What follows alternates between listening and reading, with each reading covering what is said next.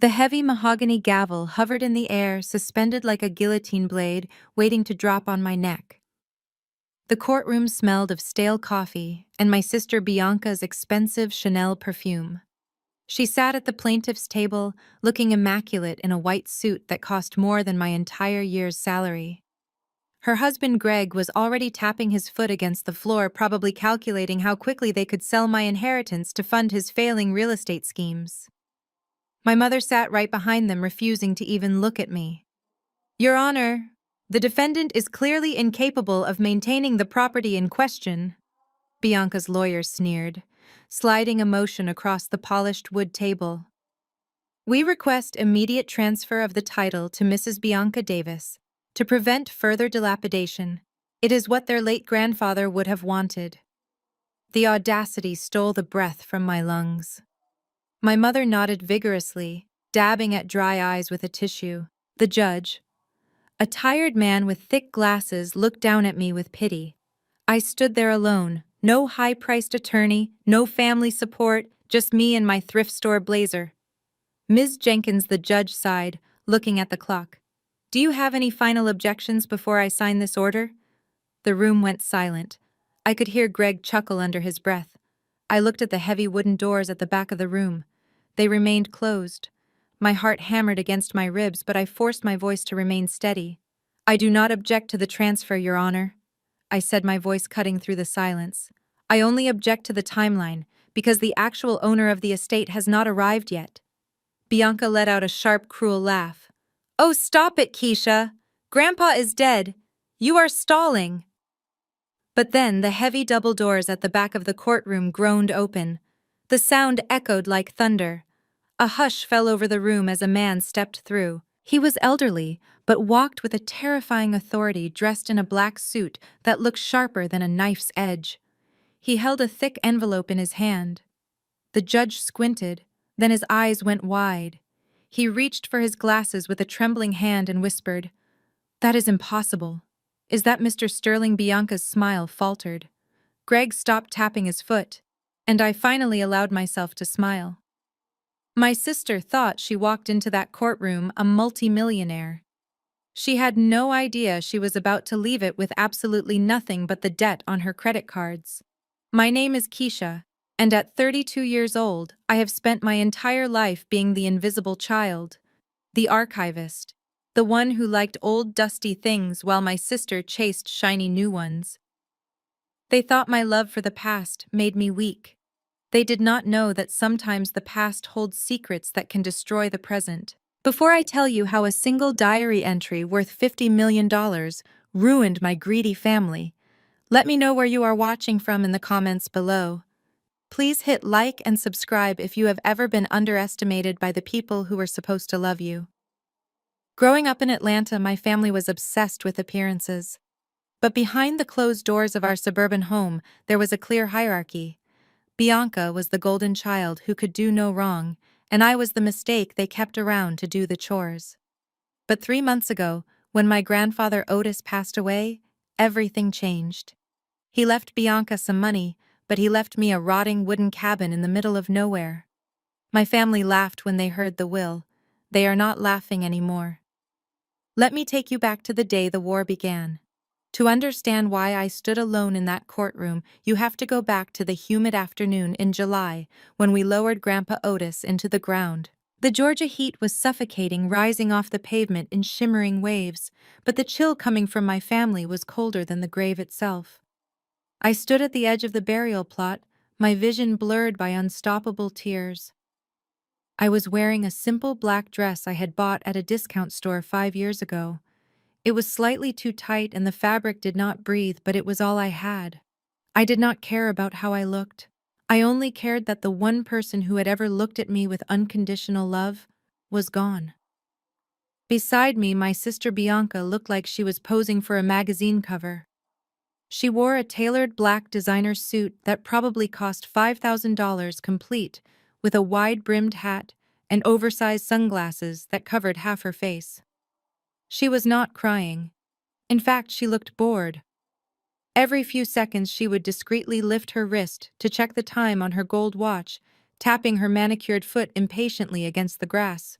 She treated the funeral of our grandfather like an inconvenient dentist appointment she just wanted to get over with. My mother Joyce was no better. She was fluttering around the VIP tent, shaking hands with local politicians and business owners. She was playing the grieving daughter, perfectly accepting condolences with a practiced grace, but I knew the truth. She was networking.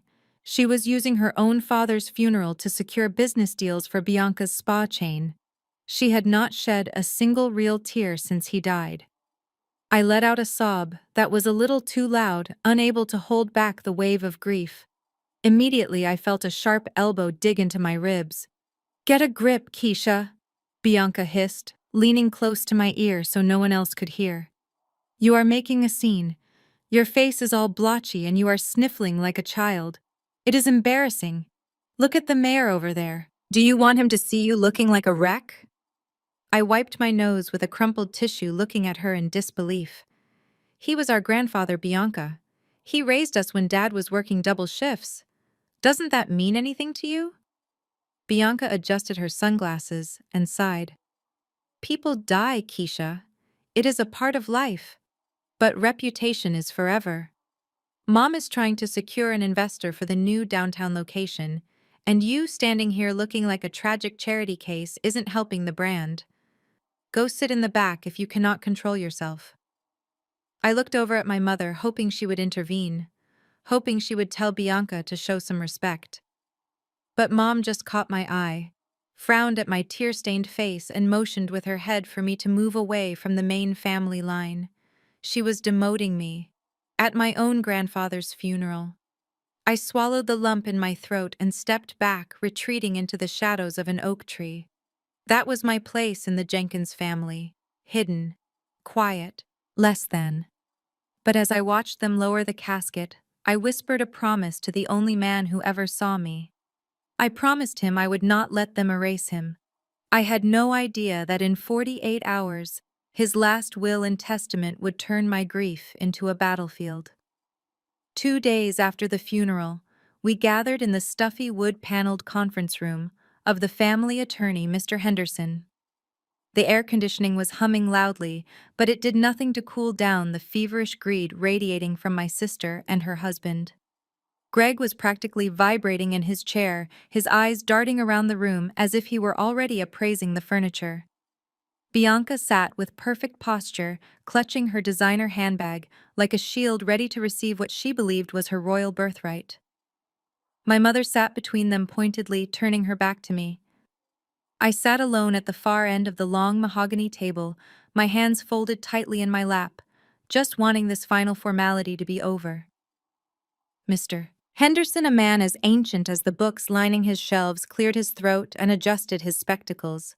He skipped the pleasantries and went straight to the distribution of assets. To my daughter Joyce, he read, his voice dry as parchment. "I leave the family trust fund and the primary residence in Buckhead." My mother let out a breath. She had been holding a small, satisfied smile touching her lips. She had secured her status. That was all that mattered. To my granddaughter Bianca, Mr. Henderson continued, "I leave the sum of $200,000 in cash, along with my stock portfolio in diversified energy holdings." "Yes?" Greg hissed under his breath, actually pumping his fist under the table. Bianca's eyes lit up. I could practically see the renovations for her new spa flashing behind her eyelids. She squeezed Greg's hand, whispering something about finally ordering the Italian marble floors she had wanted. They looked at me, then their expressions shifting from triumph to pity. They knew there was not much left. And to my granddaughter Keisha, the lawyer said, pausing to squint at the paper. The room went silent. The air grew heavy. "I leave the property located at 42 Oak Street, commonly referred to as the cabin, along with all personal contents contained within the structure." For a second, nobody moved. Then a snort of laughter broke the silence. It was Greg. He covered his mouth, but the laugh escaped again, louder this time. Bianca joined in a high-pitched giggle that grated on my nerves. Even Mr. Henderson looked uncomfortable. "The cabin," Bianca choked out between laughs. "You mean that rotting shed in the middle of the woods? Grandpa left you a pile of termites holding hands." My mother shook her head, looking at me with disdain. He must have been senile at the end, poor man. His mind was clearly going. Giving you that heap of firewood is not a gift, Keisha. It is a burden. He probably just wanted someone to clean up his mess so the estate would not have to pay for demolition. I felt the blood rush to my face. That cabin was where Grandpa and I had spent summers fishing and reading. It was not a mess to me. It was a sanctuary. Mr. Henderson slid a heavy iron key across the polished table. It spun slowly and stopped right in front of me. I reached out and covered it with my hand. The metal was cold, but it felt solid, real.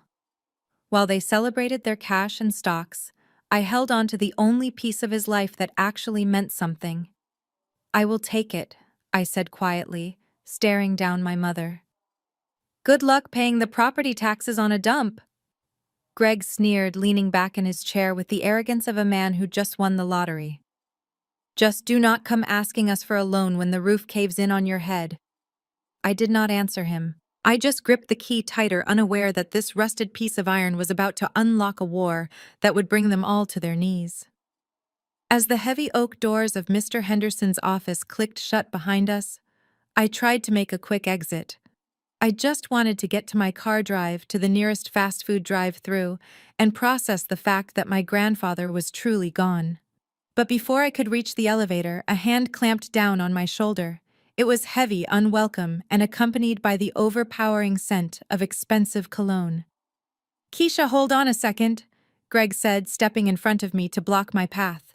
He had loosened his tie and was wearing that oily practice smile he used on prospective clients who did not know they were getting a bad deal. "I wanted to talk to you just family to family, without the lawyers and the drama." I clutched the heavy iron key tighter in my pocket, the metal biting into my palm. "What do you want, Greg?" I asked, taking a step back to create some distance. He sighed, shaking his head with a performance of deep concern that almost made me nauseous. "Look, I know you are upset. But honestly, Grandpa did you a huge disservice leaving you that wreck. I know real estate, Keisha. That is my business. That cabin is not an asset.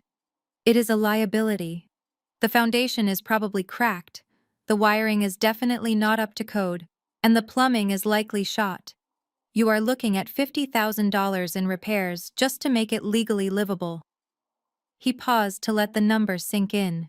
He knew exactly how much I made at the museum. He knew $50,000 was an impossible sum for me. "You do not have that kind of cash, Keisha." He continued, his voice dropping to a conspiratorial whisper.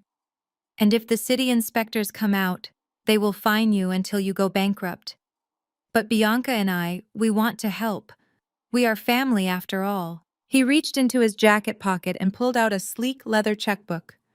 "We are willing to take it off your hands. $5,000, cash. I can write the check right now. You walk away with money in your pocket, buy yourself a nice car, and I handle the headache of tearing it down for the spa parking lot. It is a win for everyone." For a split second, the offer hung in the air. $5,000.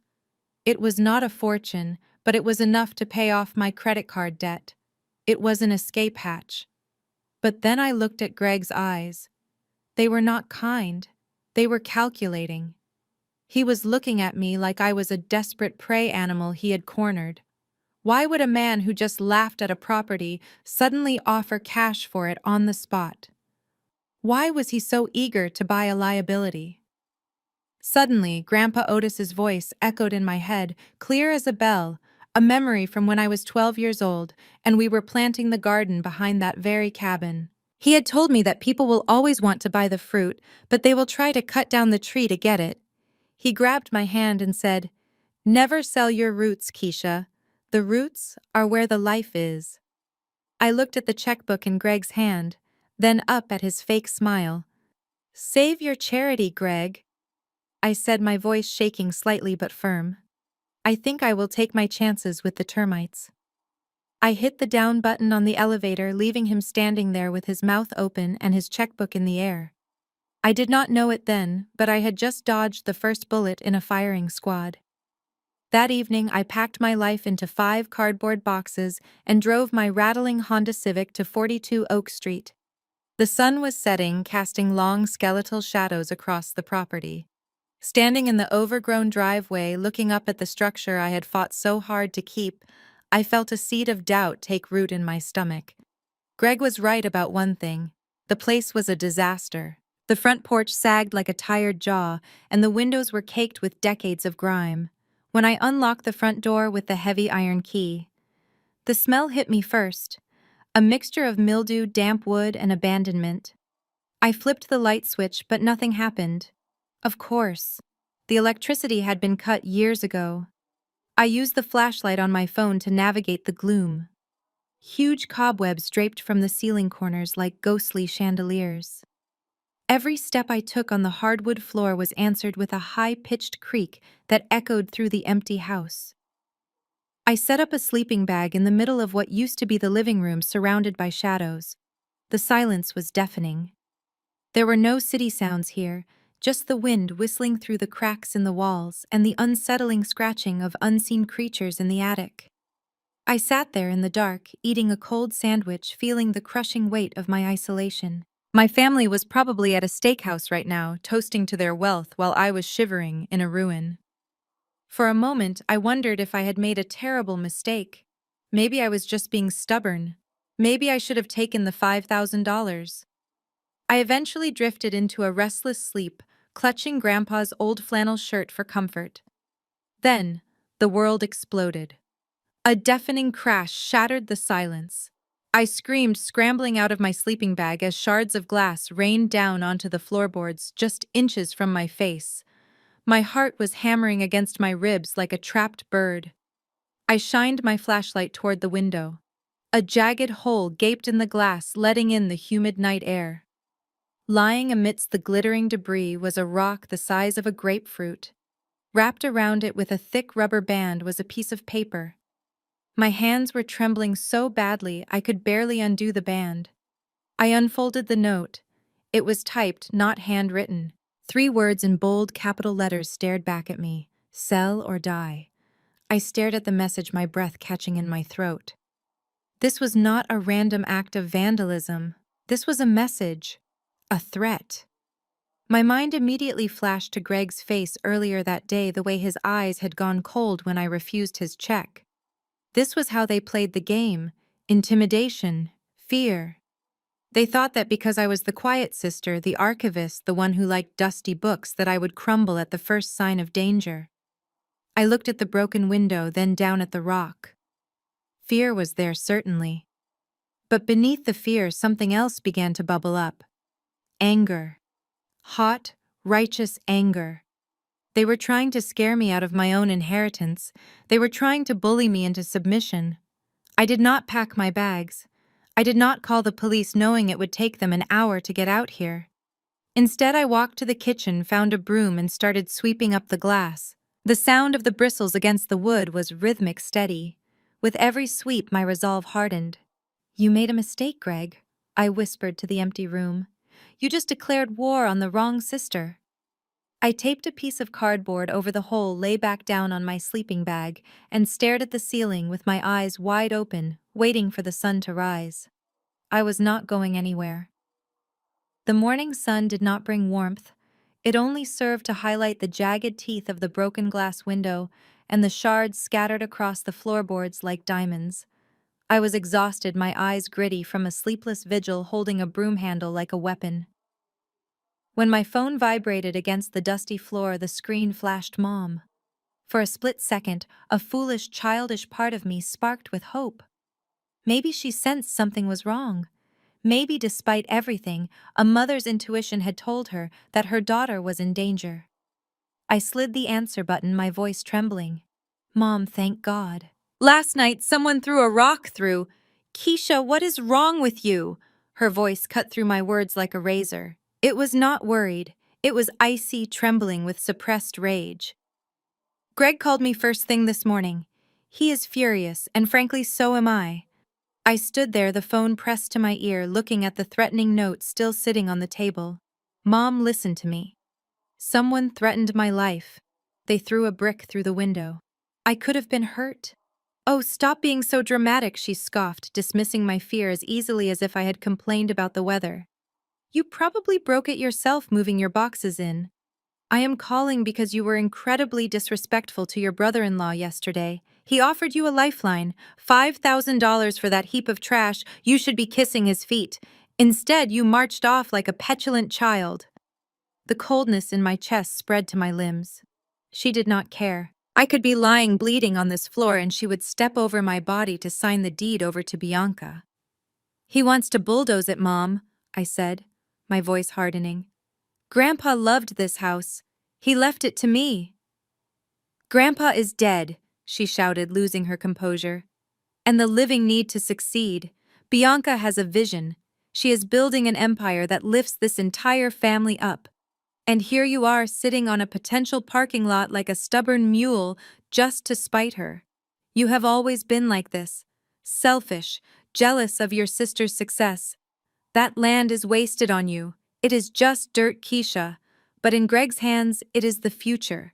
Do the right thing for once in your life. I gripped the phone so hard my knuckles turned white. Is that all, Mom? Do you care at all that I am unsafe here? There was a pause on the other end. A long, heavy silence that told me everything I needed to know. I care that you are embarrassing this family, she finally said, her voice flat. Sell the house, Keisha. Do not make us treat you like an enemy. The line went dead. I slowly lowered the phone and looked around the empty, broken room. The tears I expected did not come. Instead, a strange clarity settled over me. I had no mother. I had no family. I was an orphan with living parents. And if they wanted to treat me like an enemy, I would have to stop acting like a daughter and start acting like a soldier. I put the phone in my pocket and picked up the broom. I had a lot of glass to clean up. I barely had time to wash the glass dust off my hands before a white sedan with the city code enforcement emblem crunched up the gravel driveway. It parked aggressively close to the porch, blocking my path to the road. A man stepped out, adjusting his belt over a protruding stomach. He wore a uniform that was too tight and a smirk that was far too familiar. I recognized him immediately from Greg's backyard barbecues. His name was Miller, one of Greg's drinking buddies who worked for the city planning department. He did not knock. He did not say hello. He just pulled a clipboard from his passenger seat and started walking around the perimeter of the cabin, scribbling furiously. "Excuse me," I called out, stepping onto the sagging porch. "Can I help you with something?" Miller didn't even look up. He just tapped his pen against the clipboard and pointed to the overgrown lawn. Grass height exceeds 6 inches. That is a violation of Municipal Code 402. That is a $500 fine. I stared at him. The grass was barely ankle high. Are you serious? I moved in yesterday. I haven't even had time to find the lawnmower. He ignored me, walking over to the side of the house where the paint was peeling in long, dry strips.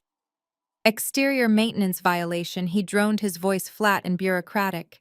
Peeling paint visible from the street. Another 500. He moved to the roof, squinting at the shingles. Structural hazard. Potential for falling debris.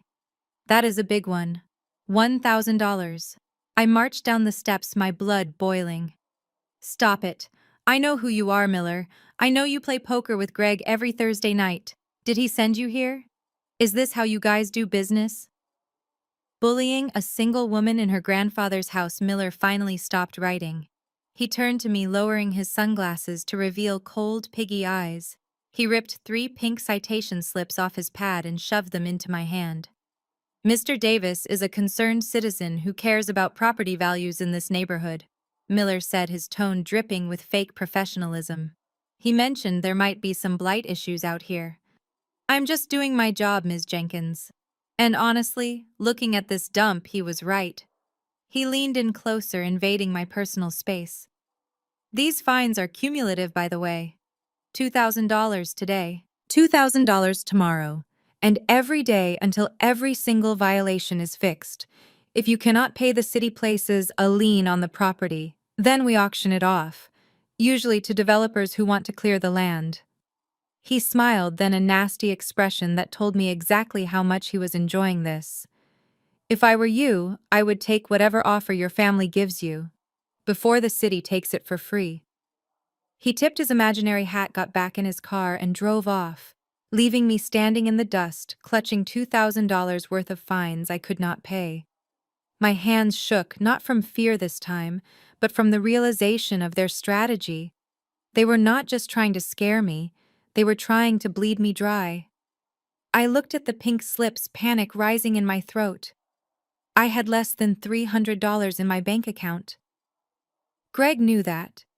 He was not just playing dirty, he was playing to kill. The sanctuary of the Atlanta History Museum was supposed to be my escape. For 7 years, the smell of old paper and the quiet hum of the archives had been the only things keeping me sane. But as soon as I swiped my badge at the employee entrance that morning, the red light flashed. Access denied. My stomach dropped. Before I could try again, the security guard, a man I had shared coffee with every morning, opened the door. He did not smile. He simply told me that Director Evans wanted to see me immediately. I walked into the director's office, clutching my purse tight. Evans sat behind his desk, refusing to make eye contact. On the surface of the desk lay a manila folder. "Sit down, Keisha," he said, his voice devoid of warmth. "We received a disturbing package this morning. An anonymous tip from a concerned party regarding the theft of several 19th century land deeds from our collection." My mouth fell open. Theft, Mr. Evans? I would never touch the collection. You know me. I have dedicated my life to this museum. He slid a piece of paper across the desk. It was a printed email detailing specific dates and times when I was supposedly seen taking documents home. The language used in the email made my blood run cold. It used words like liability, brand risk, and underperformance. These were not the words of a stranger. These were Bianca's words. She had not just tipped him off, she had crafted a narrative so damaging that no amount of truth could penetrate it. "The board has decided to terminate your employment, effective immediately," Evans said, finally looking up. "We cannot have a cloud of suspicion hanging over our archivists. Hand over your badge and keys."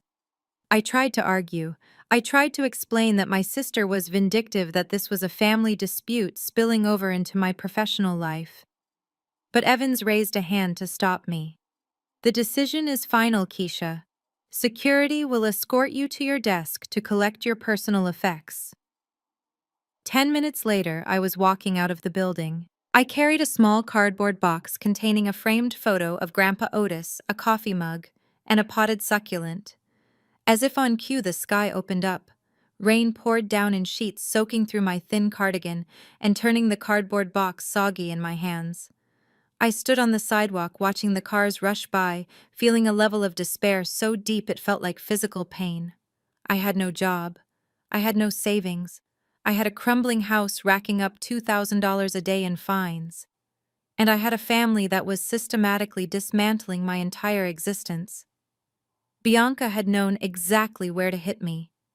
She took the one thing that gave me pride, the one place where I wasn't just the invisible sister. I stood there in the rain, shivering, realizing that this was not just about the house anymore. They wanted to erase me completely. The rain had barely stopped when a sleek black Mercedes pulled up the muddy driveway, looking utterly out of place against the backdrop of overgrown weeds and peeling paint. Bianca stepped out, grimacing as her expensive red-bottom heels sank slightly into the wet earth. She was dressed for a boardroom, not a demolition site, in a sharp navy blazer and white trousers that were dangerously close to getting ruined. She didn't knock. She simply pushed the front door open, wrinkling her nose as she stepped into the dim living room. "Well, this is even more depressing than I imagined," she said, her voice echoing off the bare walls. She looked around at my makeshift setup, the sleeping bag, the single lamp, the boxes. "It smells like failure in here, Keisha." I was sitting on a crate eating a granola bar because I couldn't afford a real dinner. I stood up slowly, wiping crumbs from my hands. "What do you want, Bianca? Did you come to inspect your handiwork? I'm sure you're thrilled about the museum." Bianca waved a hand dismissively, as if destroying my career was a minor detail. "Don't be dramatic. I did you a favor. You were rotting away in that basement with those old papers. Now you're free to move on. Or You would be if you weren't clinging to this disaster of a house. She walked over to the window I had patched with cardboard, running a manicured finger along the splintered frame. Look at this place. It's over, Keisha. Greg told me about the fines. I know you have zero income now. You can't fight the city, and you certainly can't fight us. She reached into her designer bag and pulled out a check, holding it out between two fingers like it was a dirty tissue. $10,000. That is double what Greg offered. Consider it a severance package from the family. Take it, move to a cheap apartment, and start over. I'm trying to be the good sister here. I am doing charity. I looked at the check. $10,000. It was enough to survive for a few months. But looking at Bianca's smug face, I saw the truth. She wasn't winning because she was smarter. She was winning because she thought everyone had a price. She thought she could starve me out and then buy my dignity for pennies. I took the check from her hand. Bianca smiled, a cold, victorious curving of her lips. Smart girl. Now pack your— I didn't let her finish. I crumbled the check into a tight ball and threw it right at her face. It bounced off her forehead and landed on the dirty floor. Get out, I said, my voice low and steady. Bianca blinked, stunned. She looked at the ball of paper, then back at me, her face twisting into ugly rage. Are you insane? That is $10,000. You are broke. You have nothing. I have this house. I stepped closer, forcing her to back up toward the door. And unlike you, I have a conscience. I don't need your blood money, and I don't need your pity. Get out of my house, Bianca, and tell your husband that if he sends any more of his goons here, I won't just call the police. I'll go to the press. You will regret this, she shrieked, stumbling backward onto the porch. You will starve in this shack, Keisha. And when you come crawling back, the price will be zero. She slammed the door so hard the windows rattled. I locked it, my heart pounding. I was terrified, yes. I had no job and no money, but as I watched her car spin tires in the mud and speed away, I felt something else. I felt powerful. They were desperate for this land, and I was going to find out why. Darkness didn't fall gradually that night. It slammed shut like a prison door. One moment I was reading a book under the weak glow of the solitary hallway bulb, and the next, the world vanished into absolute blackness. The sudden silence was even louder than the darkness. The comforting hum of the refrigerator died. The creaking of the old house settling seemed to amplify. Then came the sounds from outside. The heavy thud of boots on gravel, the metallic clang of a pipe being wrenched, and finally the aggressive roar of a truck engine peeling out of the driveway. I stumbled to the kitchen sink and turned the handle. Nothing, not even a drip. A dry hiss mocked me. Greg had moved from bureaucratic bullying to siege warfare. He had hired someone to cut the main water line and sever the power. He wanted me thirsty, blind, and terrified. He wanted me to run screaming back to civilization, begging for that $10,000 check. I stood there in the suffocating heat, my heart hammering against my ribs. I could feel the panic rising, a cold tide threatening to pull me under. But then my hand brushed against the top drawer of the counter. My fingers found the box of emergency candles Grandpa Otis always kept there. He used to say that a wise man trusts electricity, but a survivor trusts wax and wick. I struck a match. The flame flared to life, pushing back the shadows. As the warm yellow glow illuminated the peeling wallpaper and the dust motes dancing in the stagnant air, something shifted inside me. The house didn't look scary in the candlelight. It looked familiar. It looked like the stories Grandpa used to tell me about his childhood, about growing up in a one-room shack with nothing but love and grit. I realized then that Greg had made a critical miscalculation. He thought stripping away modern comforts would break me. He didn't know that I was raised by a man who built an empire out of dirt. I didn't need electricity to see the truth. I didn't need running water to wash away the fear. I didn't sit down and cry. I didn't call my mother to beg for forgiveness. Instead, I tied my hair back. I grabbed a trash bag. By the flickering light of 3 candles, I started to work. I dragged decades of debris out of the living room. I organized the scattered books. I swept the floor until my arms ached and my palms blistered. With every heavy box I moved, I felt lighter. With every pile of dust I cleared, I felt Grandpa's presence stronger than ever. He wasn't in the cemetery. He was here in the wood, in the walls, in the sweat on my forehead.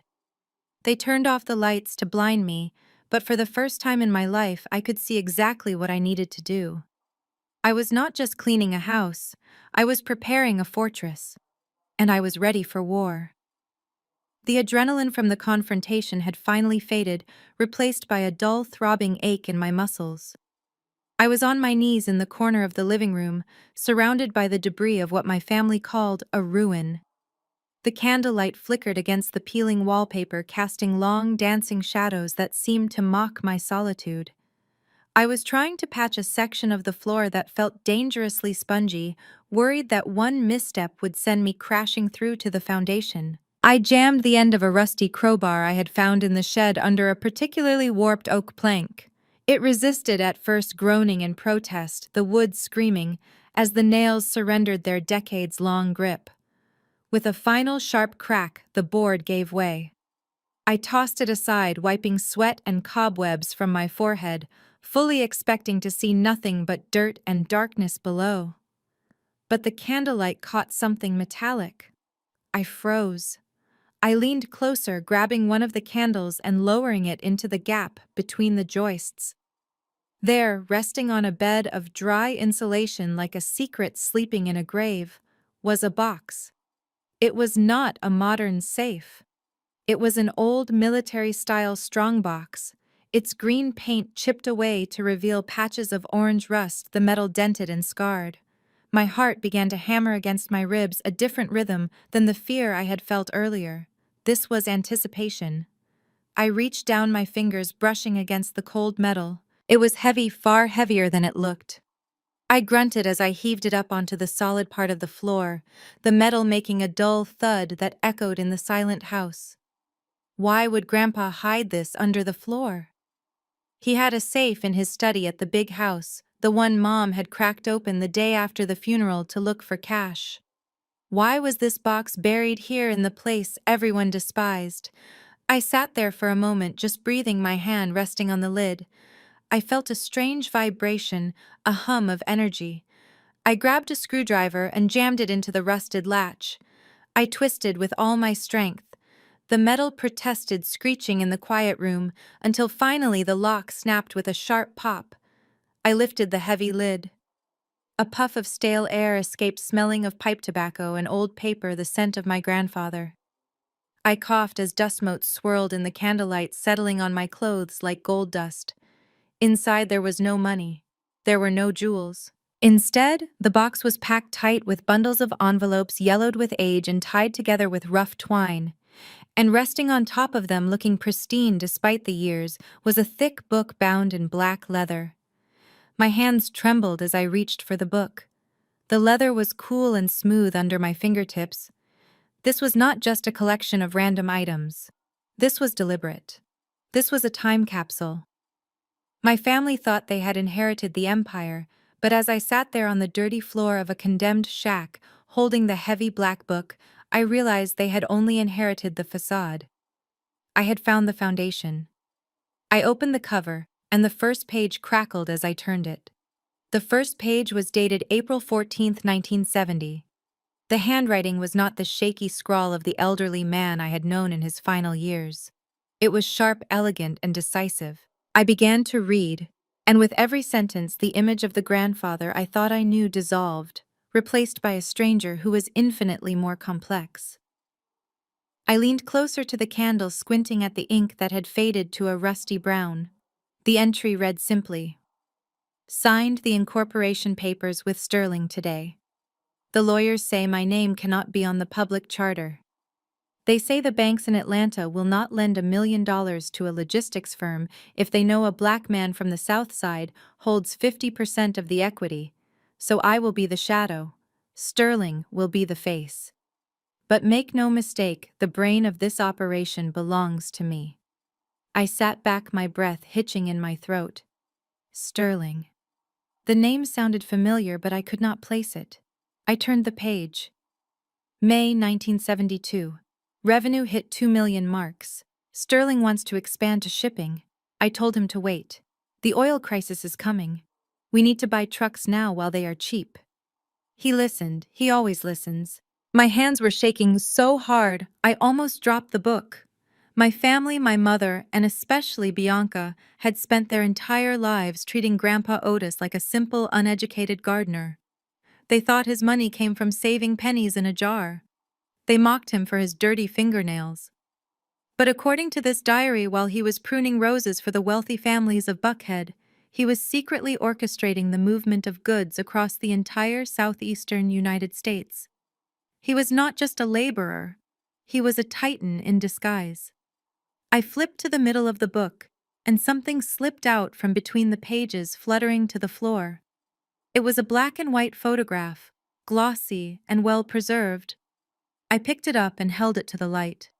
The photo showed a warehouse grand opening. There was a ribbon-cutting ceremony. Standing in the center was a young white man with a wide smile. But standing right next to him, wearing a tailored three-piece suit that fit him like armor, was Grandpa Otis. He looked powerful, dangerous even. He was shaking hands with a man I recognized immediately from the business news, a legendary real estate tycoon from the 70s. In the background of the photo hanging above the warehouse doors was a massive sign, Vanguard Logistics. The room spun.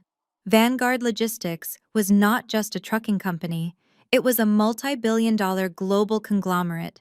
It was everywhere. And my grandfather, the man my sister called senile, the man my mother dismissed as a relic, was the silent co-founder. I looked back at the diary. The last entry was dated just 3 weeks before he died. It was written in shaky letters. The family has lost its way. They worship the fruit, but despise the root. I cannot trust them with the empire. Not yet. Keisha is the only one who understands the value of holding on. If she keeps the cabin, she keeps the legacy. If she sells, she loses it all. I have set the trap.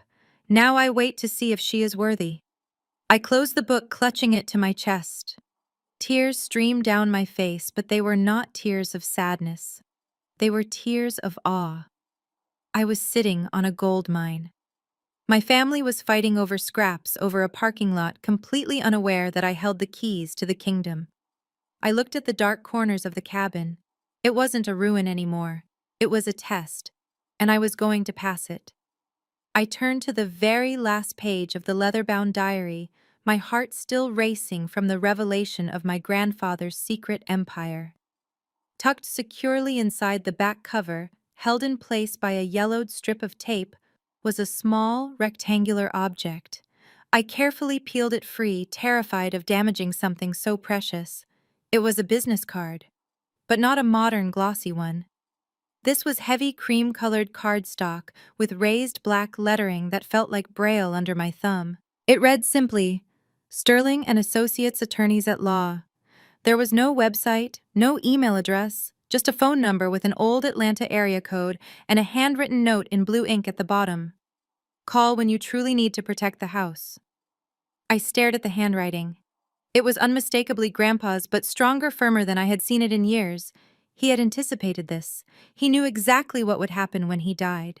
He knew my mother would be blinded by status, that Bianca would be consumed by greed, and that Greg would circle like a vulture. He knew they would try to take the cabin from me. This card was not just a piece of paper, it was a lifeline he had thrown across time, waiting for me to catch it. I looked at the time on my cracked phone screen. It was nearly midnight. A rational person would wait until morning. A rational person would assume a law office was closed. But I was not feeling rational. I was sitting in the dark, surrounded by the wreckage of my life, holding a secret that could burn my entire family's false reality to the ground. My fingers trembled as I typed the number into my keypad. I hesitated for a fraction of a second before hitting the green call button. What if the number was dead? What if Sterling was dead? The diary was decades old. The line rang once, twice. The sound was jarringly loud in the silent cabin. On the third ring, the line clicked open. There was no automated menu, No hold music, no tired receptionist. Sterling, speaking a deep, gravelly voice, answered. It sounded alert, powerful, and utterly devoid of sleepiness, as if he had been sitting by the phone waiting for this specific call for 30 years. I swallowed hard, my throat dry. Hello. My name is Keisha Jenkins. I am Otis Jenkins's granddaughter. There was a pause on the other end. It lasted only a second, but it felt like an eternity. Then the voice softened, losing its defensive edge and replaced by a tone of profound respect. Keisha, I have been expecting you. Is the house safe? The question took me off guard. Not how are you or what do you want? He asked about the house. It is still standing, I whispered, clutching the diary to my chest. But they are trying to take it. They are fining me. They cut the power, Good Sterling said, and I could practically hear him smiling through the phone. Let them try. They are just digging their own graves. Listen carefully, Keisha. Do not sign anything. Do not leave the premises. I will have a car at your driveway at 800 hours tomorrow morning. Bring the diary, bring the card, and bring your fight. It is time to execute the final phase of Otis's plan. The line went dead before I could say another word. I lowered the phone, staring into the darkness of the room. The fear that had been paralyzing me all day began to dissolve, replaced by a cold steel resolve. I was not just fighting for a shack anymore. I was a soldier reporting for duty, and tomorrow I was going to meet the general. At exactly 8 o'clock the next morning, a sleek black Bentley crept down my overgrown driveway, its polished chrome gleaming like a jewel against the backdrop of weeds and decay. It looked like a spaceship that had landed in a swamp. A man stepped out from the driver's seat. He was tall, African-American, built like a linebacker, but dressed in a suit that whispered quiet power. He didn't look at the peeling paint or the broken window. He looked directly at me. "Ms. Jenkins," he said, opening the back door with a white-gloved hand. "Mr. Sterling is waiting." I climbed into the leather interior, clutching the black diary and the old business card like they were holy relics. As we pulled away, leaving the cabin behind, I felt a strange sense of dislocation. Yesterday, I was cleaning up broken glass and eating stale granola. Today, I was being chauffeured into the heart of the city's financial district. We drove in silence until the skyline of Atlanta loomed above us. The car pulled up to the curb of the Vanguard Tower, a 70-story glass monolith that reflected the clouds. I had walked past this building 1,000 times, never knowing that the concrete foundation it stood on was paid for by my grandfather's sweat. We took a private elevator to the penthouse suite. The doors opened to reveal an office that was larger than my entire house. One wall was entirely glass, offering a panoramic view of the city. Sitting behind a massive desk was Mr. Sterling. He was older now than in the photos, his hair white as snow, but his eyes were sharp and blue. He didn't stay seated. He stood up immediately, buttoning his jacket, and walked around the desk to shake my hand. "You have his eyes," Sterling said, his voice rough with emotion. "Otis always said you were the one who watched the world while the others just consumed it." He gestured for me to sit. On the desk, a thick legal file lay open. "I assume you read the diary?" Sterling began, getting straight to the point. "Then you know that in 1970 your grandfather and I made a deal.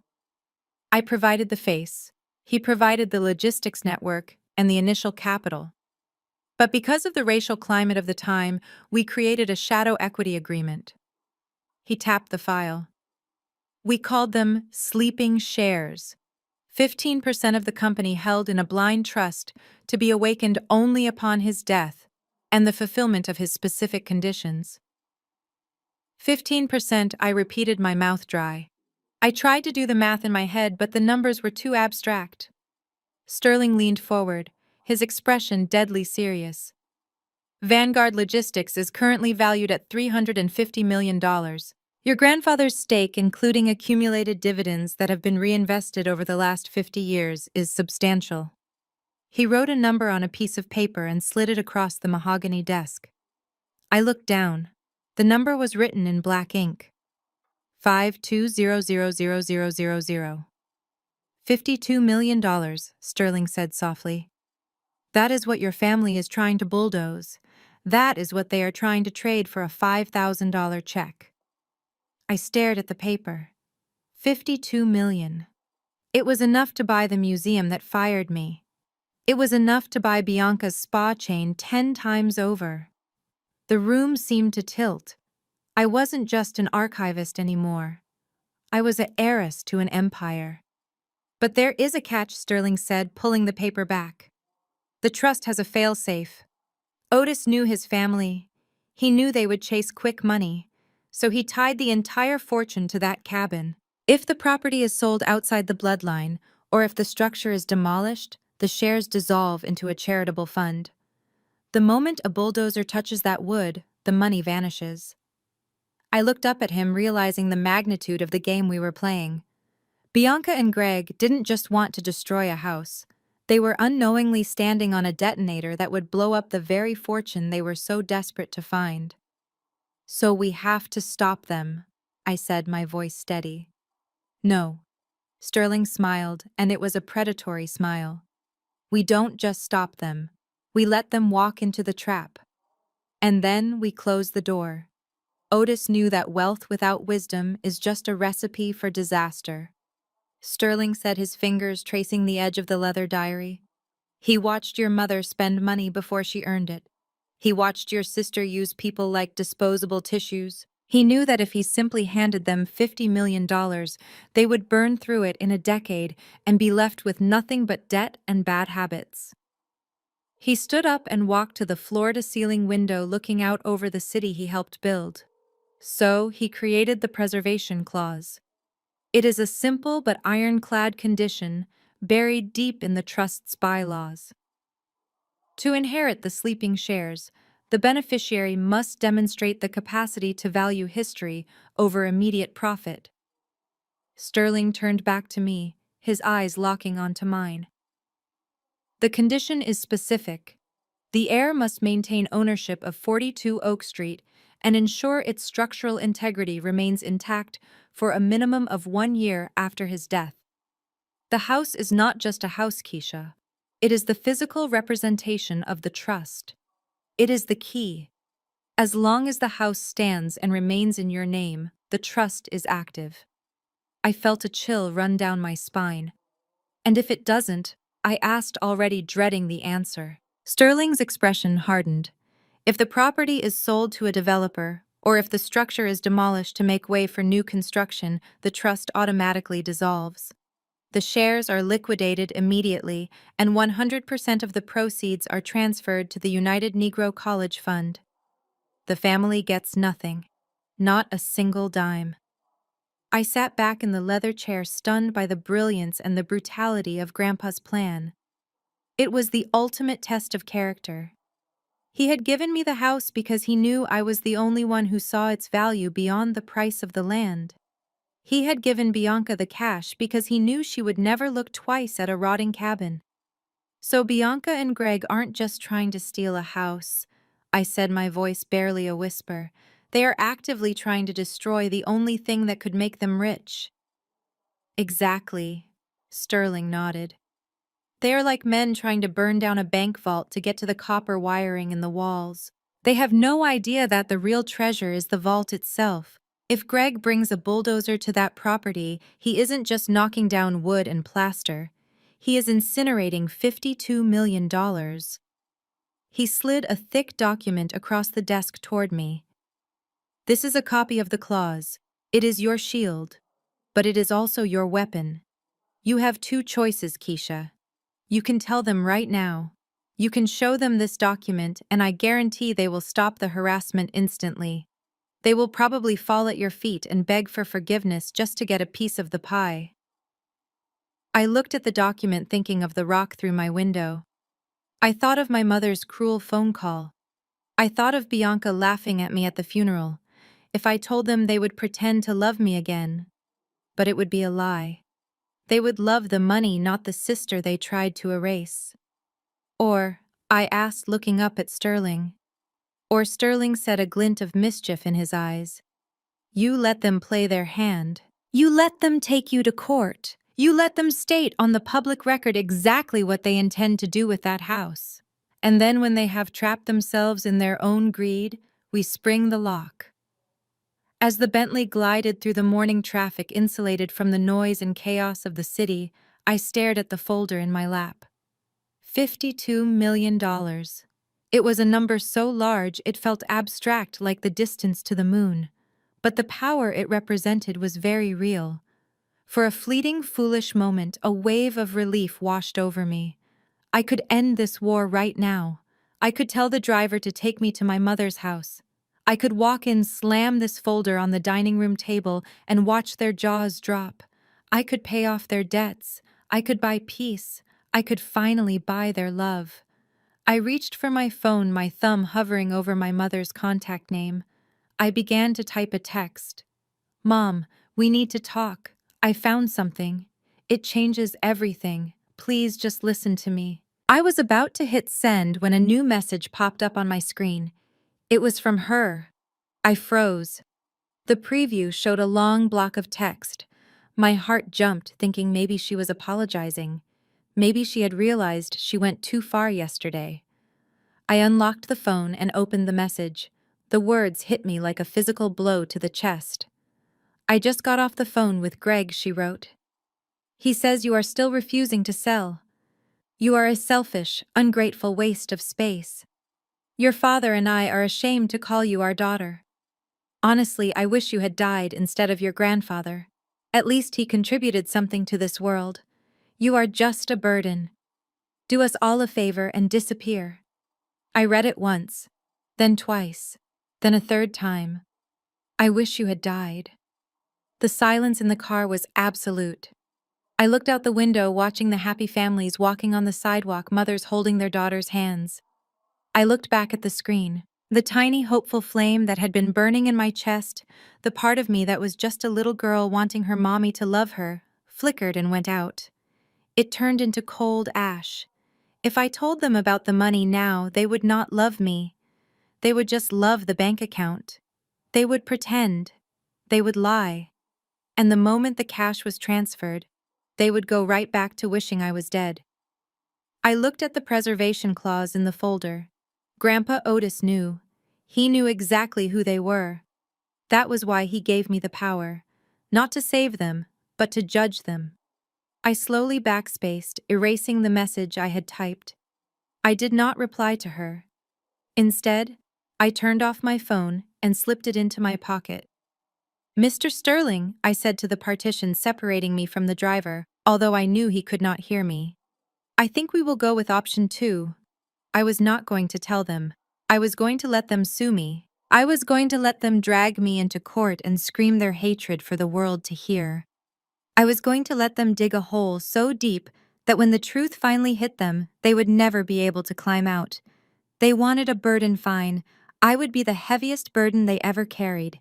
I leaned back against the leather seat and watched the city skyline fade as we headed back to the cabin. The war was on, and I finally had the ammunition to win. The roar of the diesel engine vibrated in my chest before I even saw the machine. As the Bentley turned onto Oak Street, dropping me off a safe distance away so I could maintain my cover, I saw the cloud of dust rising above the treetops. My stomach tightened. Greg had wasted no time. He was not waiting for the city to auction the house. He was forcing the issue. I ran the last 100 yards, my breath catching in my throat. Parked right at the edge of my property line was a massive yellow bulldozer. Its steel tracks were churning up the mud, and its front bucket was raised high, poised like a fist, ready to strike. But the machine was not the only thing there.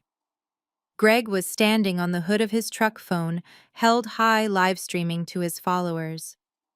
"Hey guys," Greg shouted at his screen, flashing a blinding white smile. "We are out here doing the Lord's work today, cleaning up the blight, getting ready to break ground on the new Davis Spa and Wellness Center.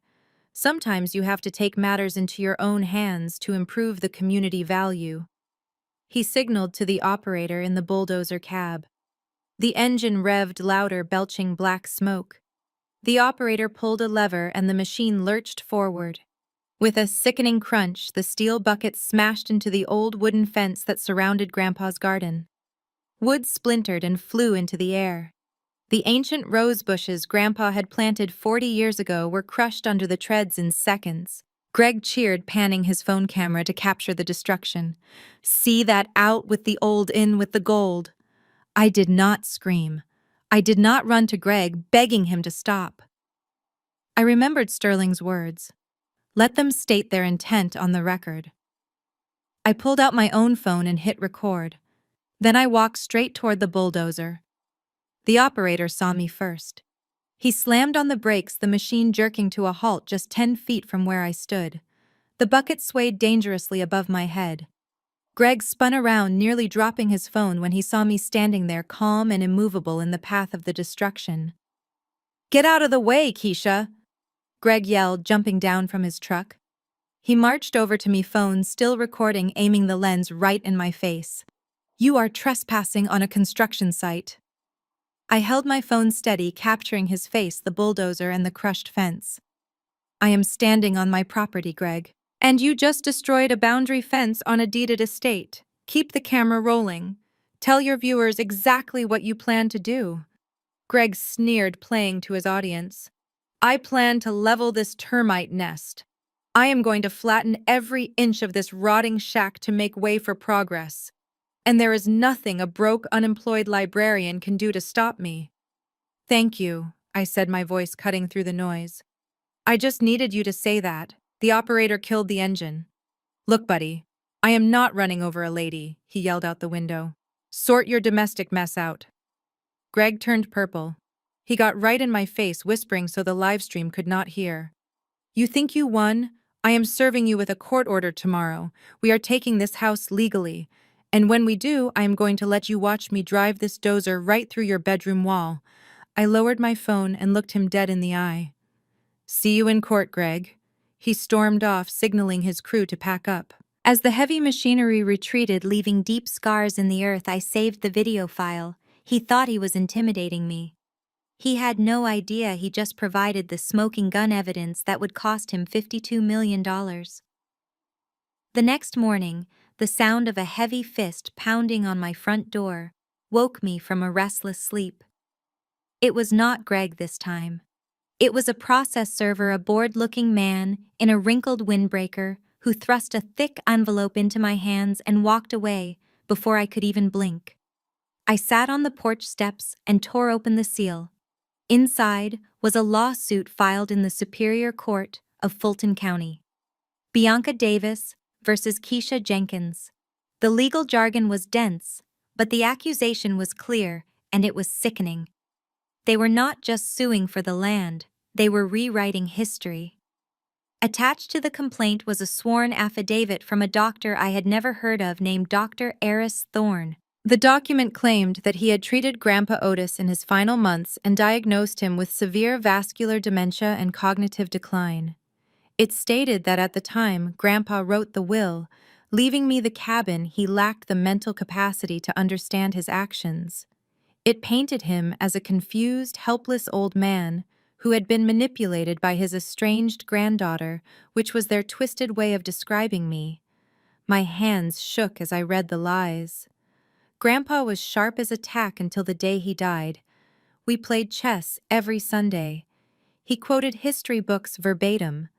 This doctor was a phantom, a hired pen, paid to tarnish a dead man's legacy just so Bianca could build a parking lot. The lawsuit demanded an emergency injunction to void the current will and appoint Bianca as the sole executor of the estate for the protection of the family assets. I looked up from the papers, my vision blurring with rage. They were willing to drag Grandpa's name through the mud to label him insane just to get what they wanted. It was the ultimate betrayal. But then, a strange calm settled over me.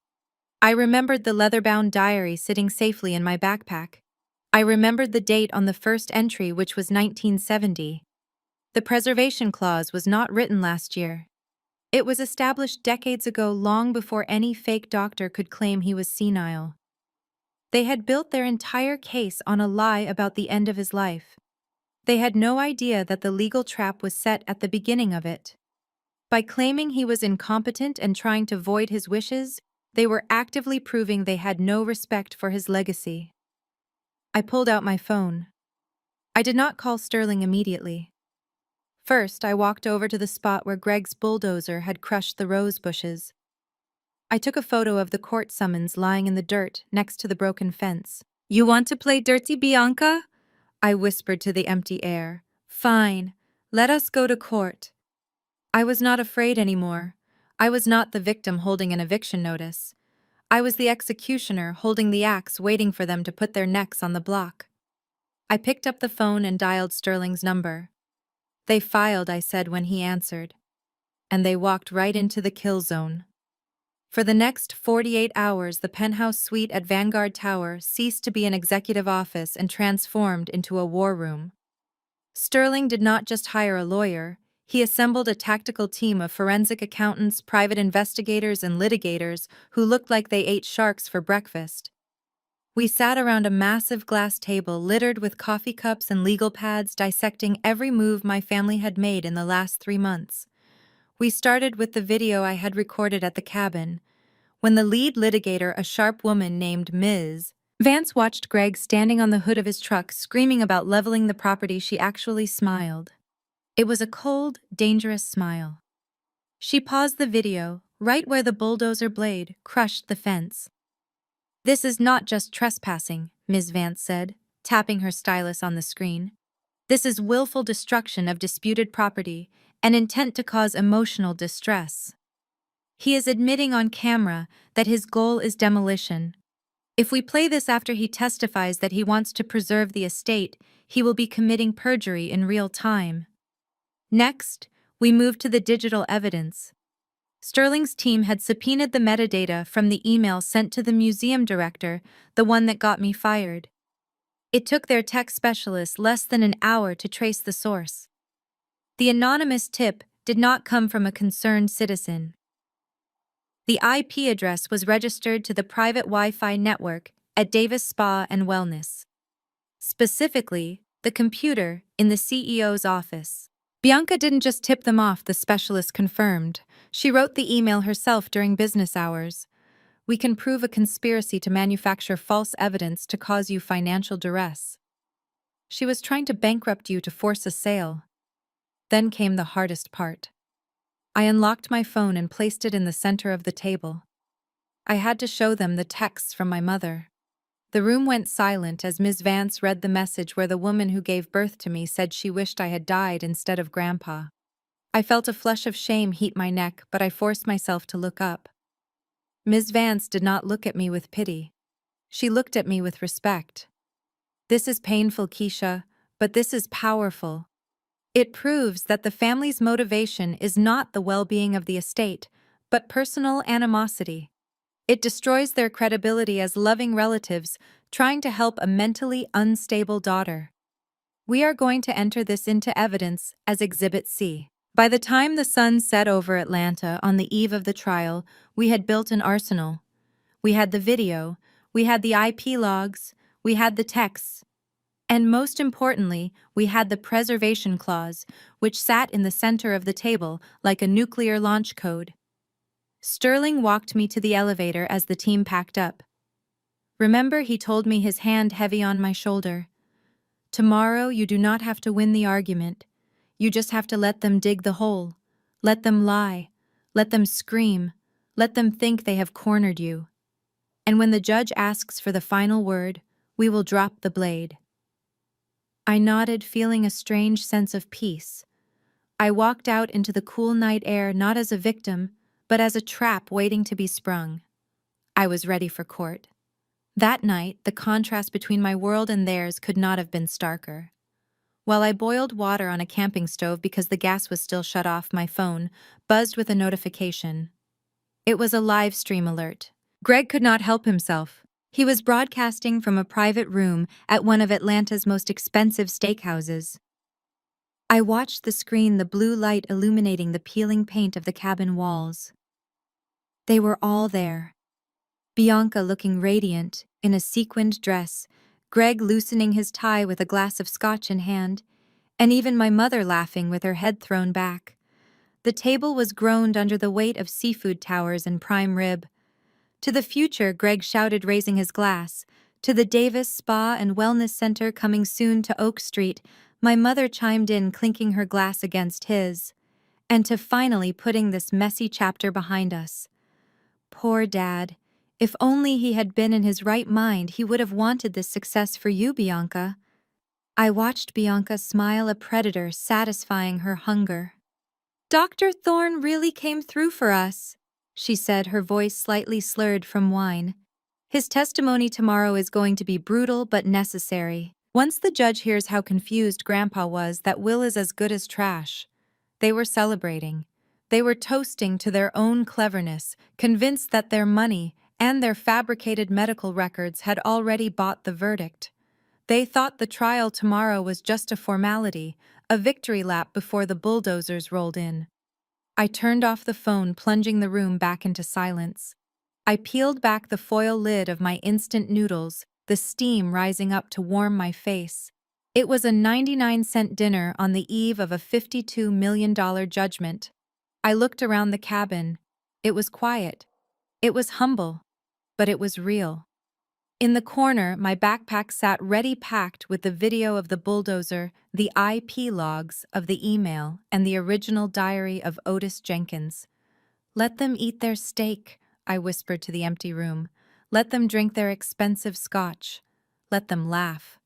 I took a bite of the noodles, staring at the photo of Grandpa on the mantel. They didn't know that every bite of food they were enjoying was bought on credit they could no longer afford. They didn't know that the judge they were so confident in was about to be presented with a contract that superseded their lives by 40 years. I wasn't nervous anymore. The anxiety that had plagued me for weeks had evaporated, replaced by a cold, hard certainty. Tonight they were feasting like kings. Tomorrow they would learn that they were just fattened calves walking into the slaughterhouse. I finished my meal, blew out the candle, and slept the deep, dreamless sleep of a woman who knows exactly where the bodies are buried. The Fulton County Courthouse was a cavern of marble and echoing voices designed to make you feel small. I stood near the metal detectors, watching my sister hold court in the center of the lobby. Bianca looked like she was attending a movie premiere.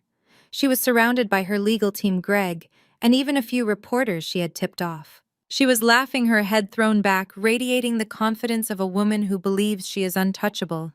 I took a deep breath. It was time for the performance of a lifetime. I slumped my shoulders, letting my posture collapse. I ruffled my hair to look disheveled and practiced a look of pure, unadulterated terror. Then I walked toward her. Bianca.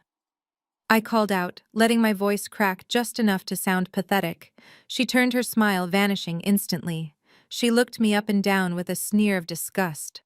What are you doing here, Keisha? Did you come to surrender before the bailiff throws you out? I stepped closer, ignoring the cameras and the staring strangers. I reached out my hand, trembling, and touched her sleeve. Please, I begged loud enough for the lawyers nearby to hear. I cannot do this. I do not have any money for a defense. I am scared, Bianca. Please just call this off. I will sign whatever you want. Just do not make me pay legal fees I do not have. Do not ruin me. Greg snickered, nudging his lawyer. But Bianca's eyes lit up. She did not see a sister in distress. She saw prey that had finally stopped running. She saw a chance to humiliate me in front of an audience. She yanked her arm away from my touch as if I were contagious. She stepped back, raising her voice so everyone in the lobby could hear her victory speech. It is too late for begging, Keisha. You had your chance. You could have taken the $5,000 and crawled back into your hole. But you wanted to play big. Now I am not just going to take the house, I am going to crush you. She leaned in her face inches from mine, her perfume suffocating me. I want you to sit in that courtroom and watch the judge give me everything. I want you to hear the gavel drop and know that you are homeless. And then I am going to drive that bulldozer myself and flatten that ugly shack while you watch from the street. You are nothing, Keisha. You are a stain on this family, and today I am scrubbing you out. The lobby had gone quiet. People were staring. A few looked shocked by her cruelty. Even her own lawyer looked uncomfortable. I looked down at the floor, hiding the small, cold smile that was fighting to appear on my lips. She had just publicly confirmed her malice. She had confirmed she wanted to destroy, not preserve. She thought she was standing over my grave, but she had just dug her own. I understand, I whispered, backing away. I just wanted to give you one last chance to be a sister. Bianca laughed, a harsh barking sound. I do not need a sister. I need a parking lot. I turned and walked toward the courtroom doors, wiping a fake tear from my cheek. The trap was primed. The bait was taken. Now all I had to do was wait for the snap. The bailiff called out the name, Joyce Davis. I watched my mother rise from the bench behind the plaintiff's table. She smoothed the skirt of her navy blue dress, touched her pearl necklace, as if checking for a pulse, and walked toward the witness stand with the slow, burdened gait of a grieving daughter. She did not look at me. Not once. She placed her hand on the Bible, swore to tell the truth, the whole truth, and nothing but the truth, and then sat down to dismantle my entire existence. Bianca's lawyer, a sharp-faced man named Mr. Gentry, approached the stand with a sympathetic tilt of his head. He asked her about Grandpa Otis in his final months. He asked about his mind. My father was confused. Mom said, her voice trembling just enough to sound convincing to the jury. He would forget names. He would get lost in his own house. It was heartbreaking to watch a titan fade like that. And who was caring for him during this decline, Mr. Gentry asked. Keisha was, she answered, and for the first time she looked in my direction. Her eyes were hard, devoid of any maternal warmth. But I told her to stop. We all did. We saw how agitated he became when she was around. Mr. Gentry nodded slowly. Did you ever witness any specific incidents that caused you concern? My mother took a deep breath. She dabbed at a dry eye with a tissue. Yes. About 2 weeks before he died, I went to the house to bring him some soup. I heard yelling from the study. When I opened the door, I saw Keisha. She was shaking him. She had him by the shoulders, and she was screaming at him to sign some papers. He looked so terrified. A gasp rippled through the courtroom. I felt a physical blow to my chest, as if she had reached across the room and punched me. It was a lie, a complete, total fabrication. I had never raised my voice at Grandpa in my life. I looked at the jury. They were staring at me with disgust. They saw a monster who abused an elderly man. I gripped my pen so hard the plastic barrel cracked. My instinct was to jump up and scream, to call her a liar, to defend myself, but I felt Sterling's gaze burning into the back of my neck. I remembered the plan. Let them dig. I looked down at my legal pad. I did not object. I simply wrote down the words. Witness claims physical abuse. Date unverified. Motivation financial. Mr. Gentry continued. Mrs. Davis, why do you think your daughter would do such a thing? Mom looked down at her hands. Keisha has always been troubled. She has struggled with mental instability since she was a teenager. She was jealous of her sister. She felt entitled to his money. I believe she forced him to write that will in a moment of fear. She is not well, and she certainly is not fit to manage the estate. I wrote that down too. Claim of mental instability. No medical history provided. The pain of hearing my own mother describe me as a dangerous lunatic was searing. It felt like being orphaned in real time. But as the ink flowed onto the page, the pain transformed into cold, hard data. She was on the record now. She had sworn under oath that I was abusive and crazy. She had locked herself into a narrative of hate. I finished my note and looked up. My mother was weeping into her hands and the jury was eating it up. They thought they were watching a tragedy. They had no idea they were watching a perjury that was about to cost my mother her share of $52 million. I capped my pen, sat back, and waited for my turn. Greg took the stand with the swagger of a man who was already measuring the judge's chambers for new curtains. He did not look like a grieving relative involved in a family tragedy. He looked like a visionary CEO pitching a Fortune 500 company. He flashed a charming practiced smile at the jury, unbuttoned his suit jacket, and leaned into the microphone as if he were about to share a secret that would make them all rich. Your Honor, ladies and gentlemen of the jury. Greg began, his voice smooth as expensive bourbon. My wife and I are not here because we want to take something away from Keisha. We are here because we want to give something back to this city. He signaled to his lawyer, who set up a large easel displaying a vibrant, artist-rendered concept of the proposed Davis Spa and Wellness Center. It was a masterpiece of manipulation. The drawing showed glass walls, lush rooftop gardens, and happy, diverse people drinking green juice. It looked like paradise. This property, as it stands, is a cancer on the neighborhood. Greg continued, gesturing to a grainy photo of my cabin that made it look darker and more ominous than it actually was. It drags down property values. It invites pests. It is a hazard. But this is the future. We are talking about 50 permanent jobs for local residents. We are talking about tax revenue that will fix our roads and schools. We are talking about turning a rotting relic into a beacon of health and prosperity. The jury was nodding. Even the judge looked impressed. Greg was painting a picture where I was the villain holding back progress, and he was the knight in shining armor, coming to save the community from mediocrity. But Greg, arrogant as ever, did not know when to stop. He was so drunk on his own sales pitch that he forgot the cardinal rule of the courtroom: never answer more than you are asked. So, Mr. Davis, his lawyer asked, setting him up for the closing argument, if the court grants you executorship today, what is your immediate plan for the structure at 42 Oak Street? Greg grinned. He looked directly at me, his eyes gleaming with malice.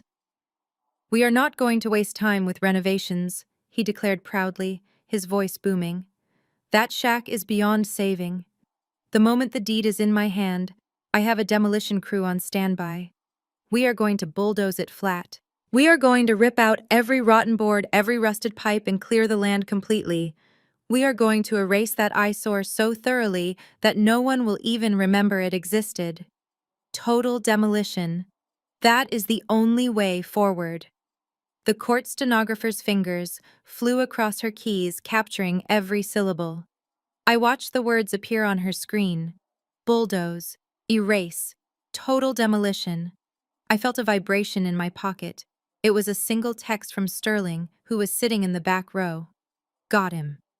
Greg sat back looking satisfied. He thought he had just delivered the final blow to my defense. He had no idea he had just confessed on public record to the exact intent that triggered the nuclear option in Grandpa's trust. He hadn't just promised to build a spa, he had promised to incinerate $52 million. I looked at him and finally let myself smile. It was a small, sad smile for the fortune he had just thrown away. I stood up slowly when the judge indicated it was my turn to cross-examine. Since I could not afford a lawyer after losing my job, I was representing myself. The courtroom shifted in their seats, expecting a train wreck. I walked to the podium, clutching the edge of the wood to steady my shaking hands. This was not stage fright. It was the vibration of a sniper holding her breath before the shot. Bianca sat in the witness stand, looking down at me with a mixture of boredom and pity. She checked her manicure, signaling to everyone that I was beneath her notice. Mrs. Davis. I began, my voice quiet. You heard your husband testify that his plan is to demolish the property at 42 Oak Street. Do you share this vision? Bianca sighed, leaning into the microphone, as if explaining simple math to a toddler. Obviously, Keisha. We are building a future. You cannot build the future if you are clinging to a rotting past. I nodded, acting defeated. I looked down at my notes. But that house is the last physical piece of our grandfather. It holds his history. Are you telling this court that you have absolutely no intention of preserving even a small part of it? No renovation? No restoration? Bianca rolled her eyes. The jury was watching her, and I saw a flicker of annoyance in her jaw. She hated being questioned by me. She hated that I was wasting her time. There is nothing to preserve, she snapped. It is a health hazard. It is a pile of dry rot and termite damage. Keeping it standing is not sentimental. It is negligent. I took a step closer to the witness stand. I needed her to say it clearly. I needed her to scream it, so the court reporter would type it in bold. So just so the record is crystal clear, I said, hardening my voice. If the judge grants you executorship today, you are making a binding commitment to the court that you will destroy the structure. You will not leave one brick standing. Bianca's patience snapped. She saw my question as a desperate attempt to guilt her, and she wanted to hurt me. She wanted to crush my hope publicly. She leaned forward. Her face twisted into a mask of pure venom and shouted directly into the microphone. Yes, I will smash it this afternoon if I can. It is garbage, Keisha. It is a worthless, ugly heap of trash, just like your career. I will bulldoze it into the dirt, and I will laugh while I do it. Are you happy now? Is that what you wanted to hear? The shout echoed off the high ceilings. The judge's eyebrows shot up. The jury recoiled at the sheer volume of her hatred. I looked at her, and for the first time in years, I did not feel small. I felt towering. She had just screamed her confession. She had just publicly executed her right to the inheritance. Yes, Bianca, I said, my voice calm and steady in the ringing silence. That is exactly what I wanted to hear. No further questions, Your Honor. I turned and walked back to my table. I sat down next to my backpack where the sleeping shares contract lay waiting. Bianca was breathing hard, looking triumphant, thinking she had just put me in my place. She had no idea she had just lit the match that would burn her entire world to ash. The silence that followed Bianca's scream was absolute. It hung heavy in the courtroom, a vacuum that sucked the air out of the room. Her chest was heaving, her face flushed with the exertion of her hatred. She looked toward the jury, expecting approval, expecting them to nod along with her righteous anger against the eyesore that was my inheritance. Instead, she found them recoiling. She had dropped the mask of the concerned businesswoman and revealed the petty, destructive tyrant underneath. But she didn't care. In her mind, she had won. She had shouted me down. I stood there for a moment, letting the echo of her words bulldoze and smash settle into the record. I looked at the court stenographer who had paused, her hands hovering over the keys, eyes wide. I looked at the judge whose face had hardened into a scowl of distaste. And then I looked at Bianca. Slowly, deliberately, I let the facade of the terrified, broken sister drop. I straightened my spine. I lifted my chin, and I smiled. It wasn't a nervous smile. It was the smile of a chess player who just watched their opponent move their king directly into a checkmate. Thank you, Mrs. Davis, I said, my voice cutting through the silence like a bell. Thank you for confirming your intentions under oath. You have been very clear. Bianca blinked, confused by the sudden shift in my tone.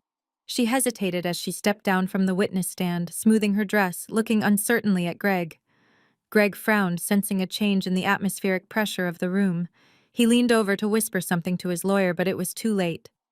I turned to the bench. The judge looked down at me over his spectacles, clearly ready to wrap this up and go to lunch. Ms. Jenkins, do you have any further questions? Or can we proceed to the ruling? I walked back to my table, but I didn't sit down. I reached into my backpack and pulled out the heavy leather-bound diary and the thick file Sterling had prepared. I held them against my chest, feeling the heartbeat of my grandfather's legacy pulsing through the paper. I do not rest my case, Your Honor, I said, my voice ringing with a new authority that made the sleepy bailiff sit up straight. In light of the plaintiff's testimony regarding the worthlessness of the estate and their explicit sworn intent to destroy it, I would like to call a rebuttal witness, a special witness who can shed some light on the true value of what they are trying to bulldoze. The opposing lawyer stood up, objecting instantly. Your Honor, this is highly irregular. We were not notified of any additional witnesses. The judge looked at me, intrigued by the fire in my eyes. Who is this witness, Ms. Jenkins? I turned toward the heavy double doors at the back of the courtroom. I call Mr. Marcus Sterling, senior partner of Sterling and Associates and the executor of the Vanguard Trust. The doors swung open as if on cue. The room gasped. Marcus Sterling did not just walk into a room, he owned it. He strode down the center aisle in a charcoal suit that cost more than Greg's car, carrying a briefcase that looked like it contained nuclear codes. He ignored the stunned murmurs of the gallery. He ignored Greg, whose face had just drained of all color. He walked straight to the witness stand, locked eyes with me, and gave a barely perceptible nod. The trap was sprung. The executioner had arrived. The atmosphere in courtroom 4B shifted instantly. It was a change in air pressure, a sudden heaviness that silenced the whispering gallery and made the bailiff straighten his spine. Marcus Sterling walked down the center aisle with a stride that did not ask for permission. He moved with the quiet, terrifying grace of an apex predator entering a clearing.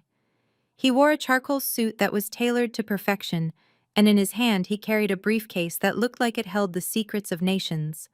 Judge Lawrence, a man known for his boredom and his tendency to rush through afternoon dockets, actually took the spectacles off his nose. He squinted, leaned forward, and then blinked rapidly as if he were trying to clear a hallucination. Mr. Sterling, the judge, asked, his voice losing its bored drone and pitching up into something resembling awe. Marcus Sterling.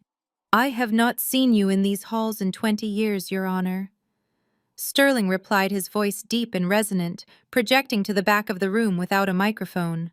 I thought you had retired to manage the Vanguard Trust exclusively, the judge said, signaling the bailiff to open the gate. To what do we owe the honor of your presence in a small claims inheritance dispute?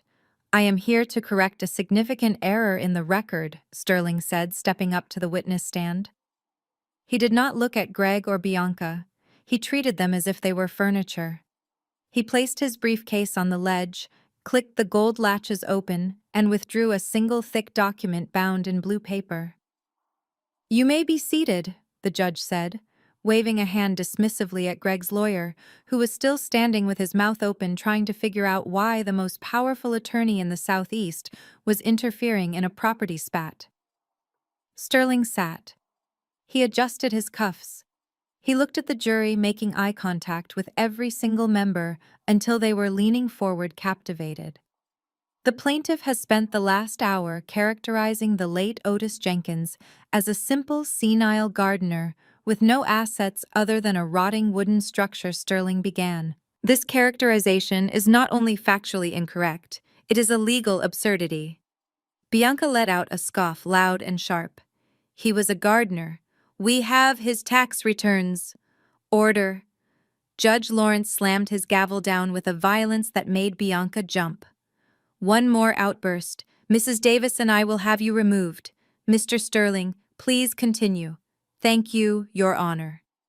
Sterling opened the blue file. In 1970, Otis Jenkins did indeed work as a gardener. However, he was also the silent equity partner in a startup venture known as Vanguard Logistics.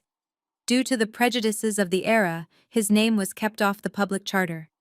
Instead, his 50% ownership was placed into a blind trust governed by a sleeping contract. The room went so quiet I could hear the hum of the fluorescent lights. Greg's face had turned the color of old ash. He knew the name Vanguard. Everyone in Atlanta knew Vanguard. Sterling lifted a piece of paper. This document is the original incorporation agreement signed by myself and Mr. Jenkins.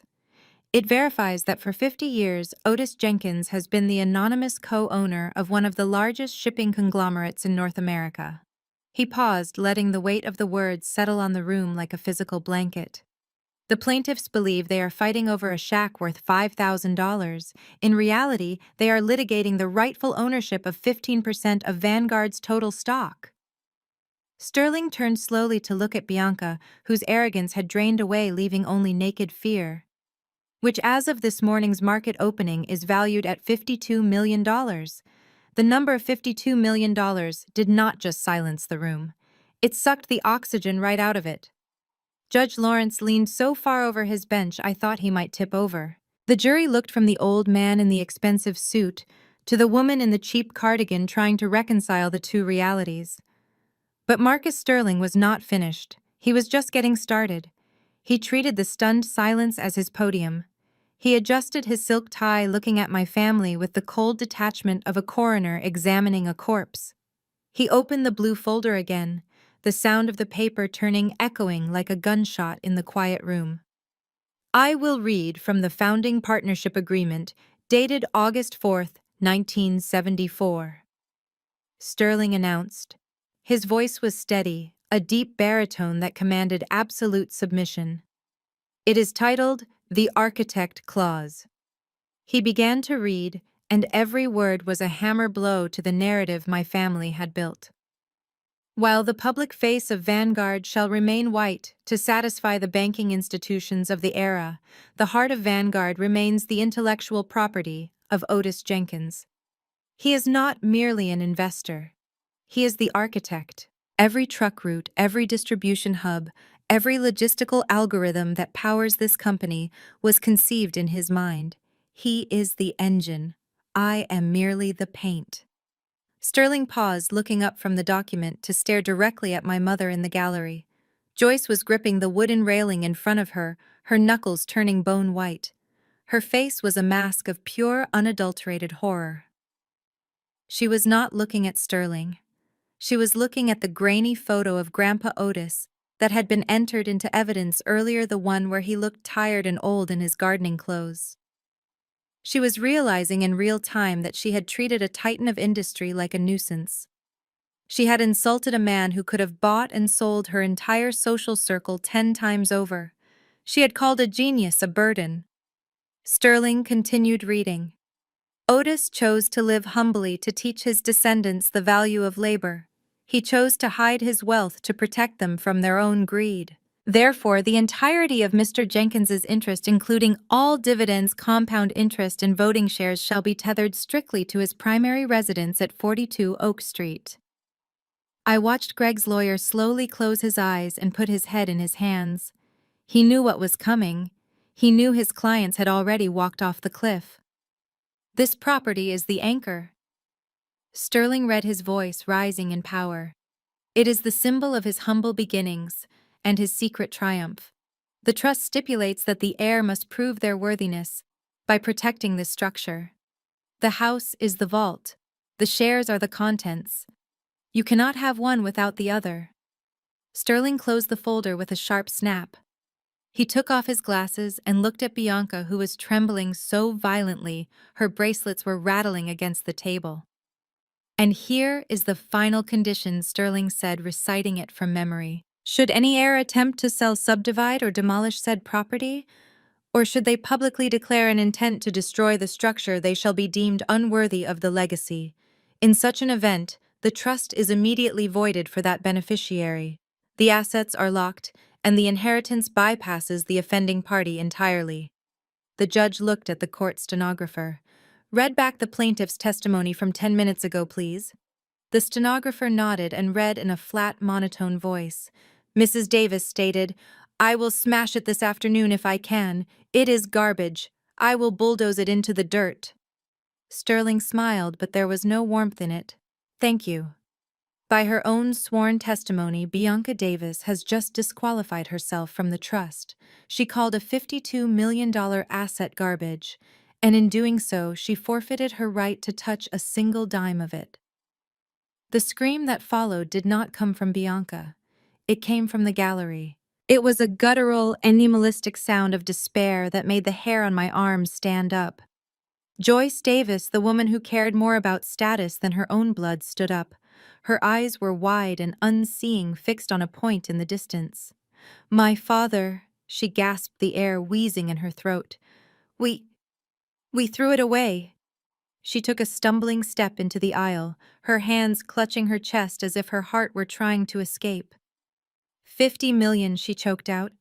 We burned $50 million. Her knees buckled. She didn't catch herself. She collapsed onto the hard floor of the courtroom with a heavy, sickening thud.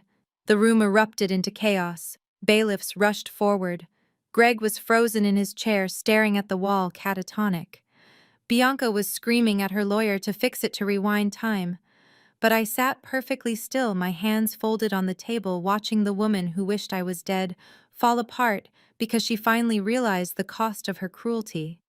She hadn't just lost a lawsuit. She had realized that for her entire life, she had been walking past a gold mine, kicking the dirt, complaining about the dust.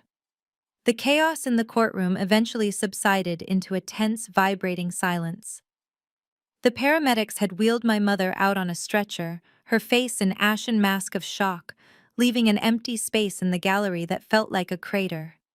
Bianca stood near the plaintiff's table, her makeup streaked, looking between the doors where our mother had vanished and the judge who held her fate in his hands. She looked small now. The arrogance that had fueled her for weeks had evaporated, replaced by the terrified realization of a gambler who had bet the mortgage on a bluff and lost. Judge Lawrence cleared his throat. He looked at the medical team leaving, then turned his gaze back to Marcus Sterling. The judge's face was pale, his hands resting on the blue folder that contained the secret history of Vanguard Logistics. He seemed to be wrestling with the magnitude of what had just been revealed. This was no longer a small claims dispute about a dilapidated shack. It was a corporate transfer of power that would ripple through the entire Atlanta economy. Mr. Sterling, the judge, said, his voice grave. You have presented the court with the architect clause. You have established the conditions set forth by the late Mr. Jenkins. Based on the testimony we heard today, how does the trust interpret the actions of the potential heirs? Sterling stood tall, looking like a statue of justice carved from granite. He buttoned his jacket and walked toward the jury box, ensuring every person there understood the gravity of the verdict. The trust is binary, Your Honor. Sterling declared, his voice echoing off the marble walls. It operates on a simple switch: preservation or destruction. There is no middle ground. Mr. Jenkins designed it this way because he believed that how you treat the smallest asset is how you will treat the largest. Sterling turned slowly to point a finger at Bianca. The finger was steady, accusatory, and damning. The plaintiff, Bianca Davis, has stated under oath with great passion her intent to obliterate the physical anchor of this trust.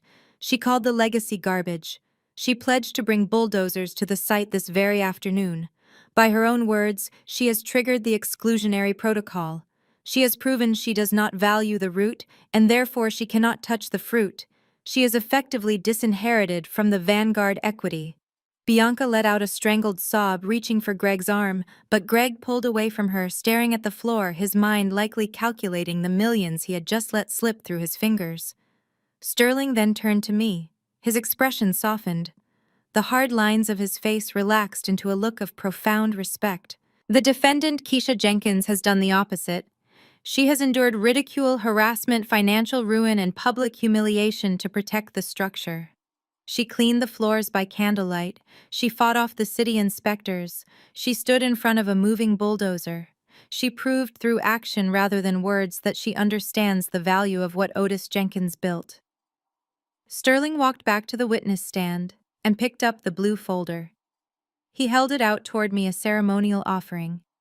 Therefore, as the executor of the Vanguard Trust, I am formally activating the sleeping shares. The condition has been met. The 15% equity stake in Vanguard Logistics, along with all voting rights, board seats, and accumulated capital, is hereby transferred solely and exclusively to Ms. Keisha Jenkins. The judge slammed his gavel down. It sounded like a gunshot ending a war. The court finds in favor of the defendant. Judge Lawrence ruled, his voice brooking no argument. The injunction is denied. The will stands. And based on the evidence provided by the trust, the ownership of the Vanguard shares is confirmed. Case dismissed. For a moment, nobody moved. Then the reality crashed down on Bianca. She lunged toward the railing, her eyes wild. No, you can't do this. It's a trick. Grandpa was crazy. That paper is 50 years old. Sterling stepped in her path, blocking her view of me. It is not a trick, Mrs. Davis. It is a contract. And you just breached it. He leaned in close to her, his voice low but audible enough for me to hear. You wanted the house so badly, Bianca. You wanted to tear it down to build a parking lot for your spa. Well, the irony is your share of the inheritance alone would have been $26 million. You could have built 100 spas. But you were so obsessed with destroying your sister that you set fire to your own future. Greg finally looked up. 26 million, he whispered, his voice cracking. We lost $26 million. No, Sterling corrected him, adjusting his tie.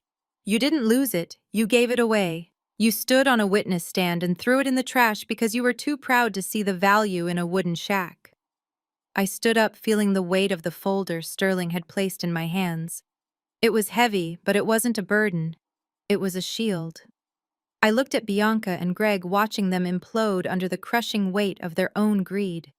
I didn't feel the need to scream or gloat. The silence was loud enough. I turned my back on them and walked toward the exit with Marcus Sterling at my side, leaving them alone in the ruin they had created for themselves.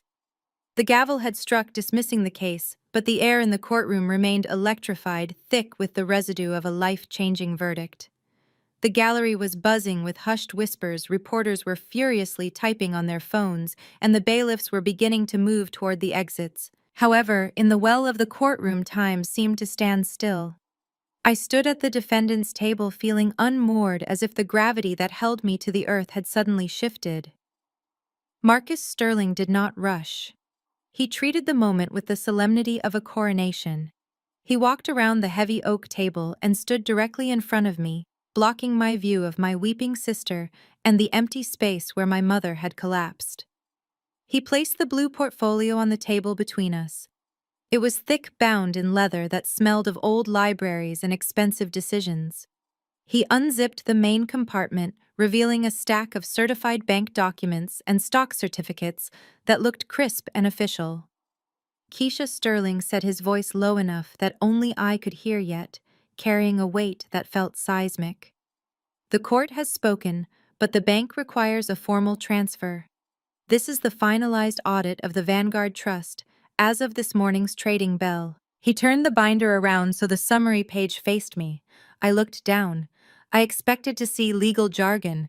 I expected to see complicated clauses. Instead, I saw a single line at the bottom of the page, bolded and highlighted. Total liquidatable assets, $52,480,000. I stared at the zeros. They danced before my eyes. 52 million. It was a number so large it felt fictitious. It was enough to buy the entire neighborhood where my cabin stood. It was enough to fund the history museum for a century.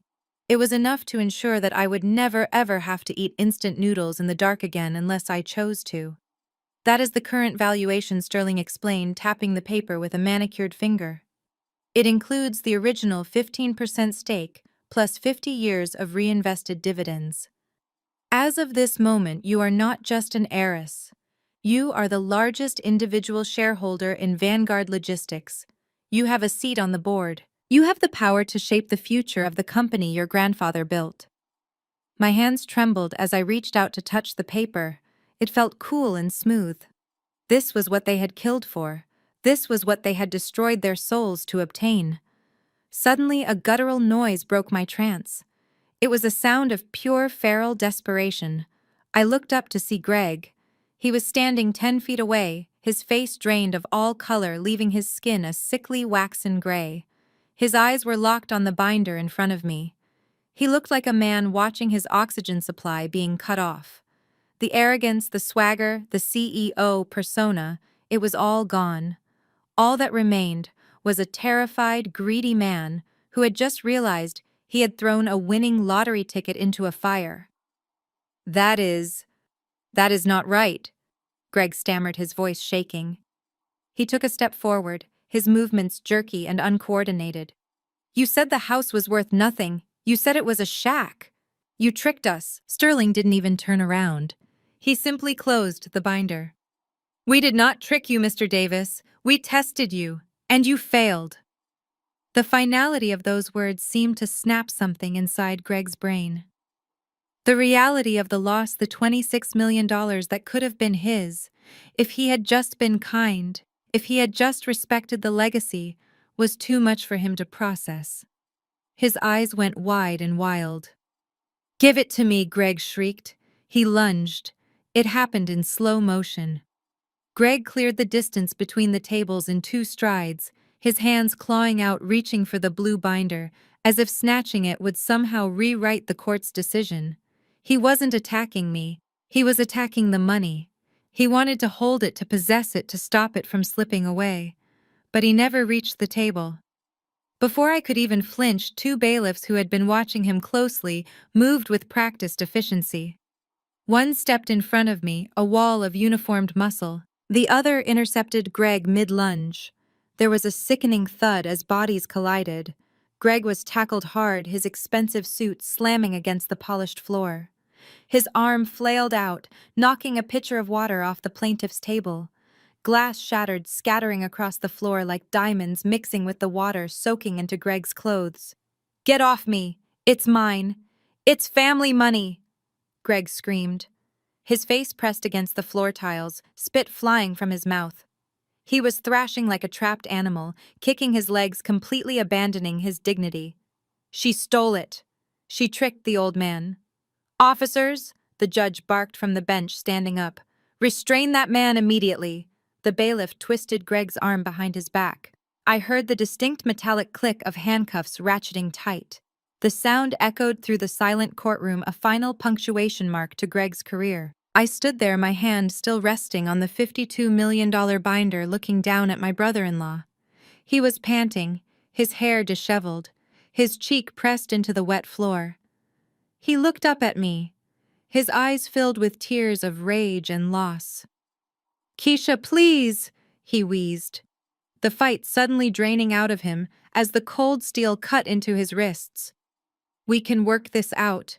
We are family. Don't do this." I looked at Sterling. The lawyer stood impassively, adjusting his cuffs, unmoved by the display. Then I looked back at Greg. I didn't feel anger anymore. I didn't feel fear. I just felt a profound, distant pity. "We were family, Greg," I said softly. "But you bulldozed that too." The bailiffs hauled him to his feet and marched him toward the side exit. Bianca was sobbing in the corner, unable to even look at her husband. I watched him go. Then I picked up the blue binder.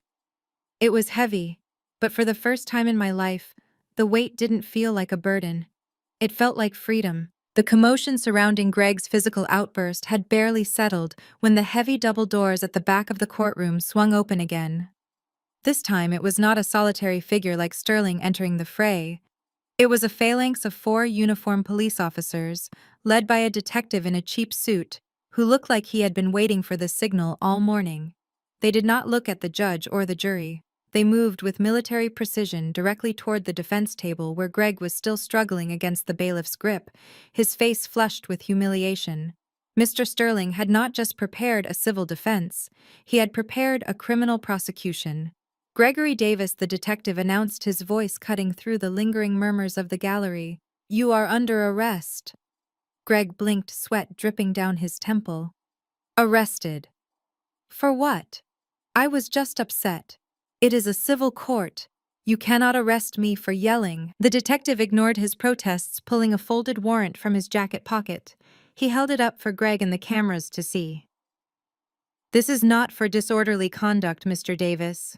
This is a felony warrant for forgery in the first-degree subornation of perjury and criminal destruction of property." The room gasped collectively.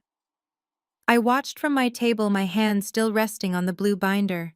The evidence we had gathered, the IP logs from the spa, the video of the bulldozer, and the fake medical records had been quietly handed over to the district attorney days ago. Sterling had timed the strike perfectly. He let Greg lose the money first, stripping him of his resources before taking his freedom. "We have the wire transfer records from your business account to Dr. Eris Thorne." The detective continued, tightening the handcuffs that were already on Greg's wrists. $10,000 in exchange for a falsified medical affidavit declaring Otis Jenkins incompetent. That is fraud, sir. "And we have video evidence of you operating heavy machinery to destroy property you did not own. You are looking at 10 to 15 years. Greg's knees buckled. The weight of the words hit him harder than the bailiff's tackle. He looked frantically around the room, his eyes landing on Bianca. She was standing near the railing, her mascara running in black streaks down her cheeks, looking like a cornered animal. "Bianca," Greg screamed, his voice cracking with desperation. "Tell them! Tell them we did it together. Call the lawyer. Do not let them take me. The air in the room seemed to freeze. All eyes turned to Bianca. This was the woman who had stood by his side as they plotted to steal my inheritance. This was the wife who had toasted to their victory just last night. But as she looked at her husband now, a handcuffed felon facing a decade in prison, the calculation behind her eyes shifted. She saw a sinking ship, and Bianca Davis was a survivor. She took a step back, raising her hands as if to physically ward him off. No, she shrieked, her voice shrill and piercing. I didn't sign anything. It was him. It was all Greg's idea. Greg froze, his mouth falling open in sheer disbelief. What? Bianca, you wrote the email to the museum. You found the doctor. He is lying, Bianca yelled, turning to the detective, pointing a shaking finger at her husband. He is abusive. He forced me to go along with it. I told him to leave Keisha alone, but he was obsessed with the land. I am a victim here. Take him away. The betrayal was absolute. I watched Greg's face crumble. The anger drained out of him, replaced by the hollow, shattered look of a man who realizes he has truly lost everything. He had lost the money, he had lost his freedom, and now he had lost the illusion of his marriage. The officers didn't wait for the domestic dispute to resolve. They hauled Greg toward the side exit, his feet dragging on the floor, his head hanging low. Bianca continued to scream hysterically, listing his crimes to anyone who would listen, trying desperately to wash the guilt from her own hands. I stood in the center of the storm, feeling strangely untouched by the chaos. I looked at Sterling, who was calmly packing his briefcase. They deserve each other, I said softly. Sterling snapped the lock shut and looked at me. They built a house on sand, Keisha. It was bound to collapse. The storm just arrived a little earlier than they expected. I watched the doors close behind Greg, then looked at Bianca, who was now sobbing into her hands alone in the courtroom. The empire of greed they had built had not just fallen, it had been pulverized.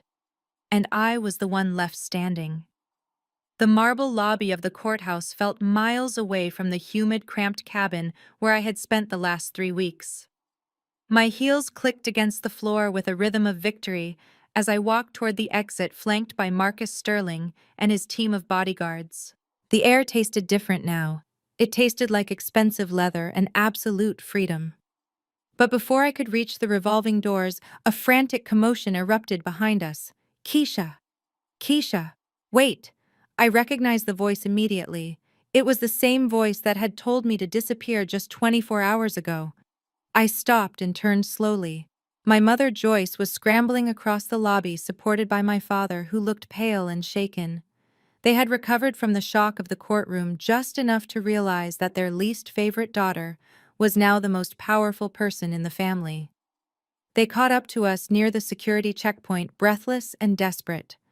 My mother's eyes were swollen, her makeup smeared, but she summoned a trembling, pathetic smile. She reached out, trying to grab my hands, but I took a sharp step back. Her fingers grasped at empty air. Keisha, baby, please, she panted, clutching her chest. You have to understand. We were under so much pressure. Greg and Bianca, they confused us. We didn't know the truth about Grandpa. My father nodded vigorously, finding his voice for the first time. We were just trying to protect you, Keisha. We thought the house was a burden. We didn't want you to be saddled with debt. We are your parents. We only ever wanted what was best for you. I looked at them. Really looked at them for the first time in years. I didn't see authority figures. I didn't see love. I saw two strangers who had spent a lifetime betting on the wrong horse and were now terrified of being left behind at the track. You wanted what was best for me. I repeated, my voice flat and emotionless. Is that why you sent me a text message wishing I was dead? Is that why you sat in that courtroom and called me unstable while perjury flowed out of your mouth? My mother flinched as if I had slapped her. That was just anger speaking, honey. Families fight. We say things we don't mean. But we can fix this. We can start over. You need help managing all this. You need family around you to protect that money. I almost laughed. It was so transparent. They didn't want to be my family. They wanted to be my managers. They wanted access to the $52 million they had just watched slip through their fingers. I looked at Sterling. He gave me a small nod, signaling that the car was ready. I turned back to my parents. The anger was gone. It had been replaced by a cold, sterile indifference. I do not need your help, I said, adjusting the strap of my bag.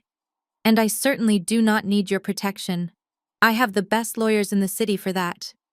I turned and walked through the glass doors, stepping out into the bright Atlanta sunshine. A long black limousine was idling at the curb, its driver holding the door open. I slid into the cool, dark interior. My mother ran out onto the sidewalk, banging her hands against the window as the glass rolled up. Keisha, you can't leave us like this. We are your family. I pressed the button for the intercom, leaning close to the speaker so they could hear me one last time. You made your choice years ago, Mom, I said, looking at her distorted reflection in the tinted glass. You have Bianca. She is the golden child you always wanted. Go comfort her. I signaled the driver.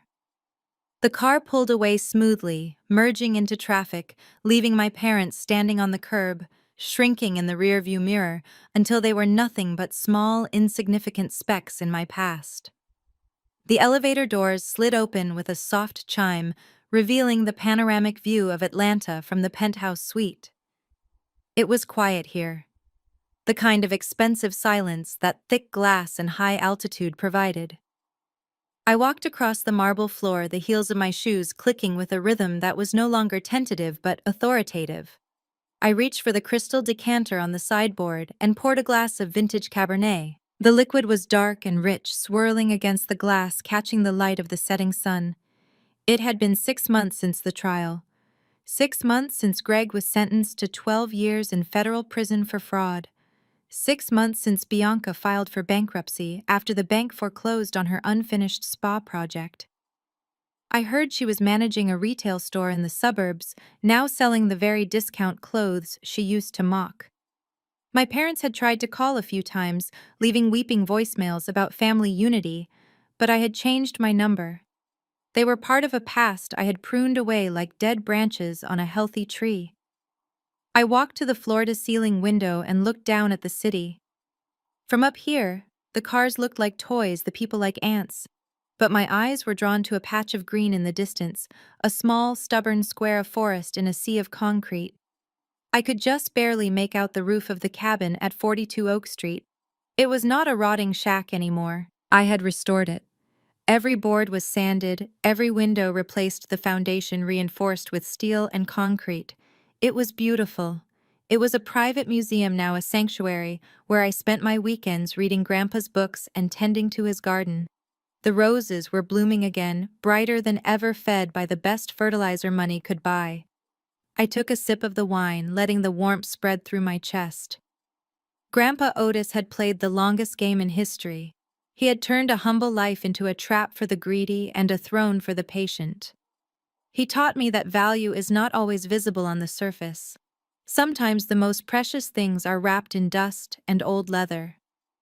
I swirled the wine one last time, watching the city lights flicker on below me. I was no longer the scared librarian cleaning up other people's messes. I was the architect of my own life. I raised the glass to the reflection in the window, to the ghost of the old man who started it all, and to the woman standing there now. I smiled, a sharp, dangerous curve of the lips. Never underestimate the value of old things. They have survived for a reason. And never ever provoke a woman who knows how to preserve the past. Because while you are fighting for the moment, she is waiting for the eternity. The saga of the Jenkins estate reveals a timeless truth: character is the ultimate investment. While others chase the superficial allure of quick cash, they fail to see that true wealth is often hidden beneath layers of history and patience. Greed blinds us to value, causing us to destroy the very things that could save us. Keisha's victory proves that when you honor your roots and stand firm in your integrity, the world eventually bends to your will. If you enjoyed this tale of justice and revenge, follow for the next gripping story series.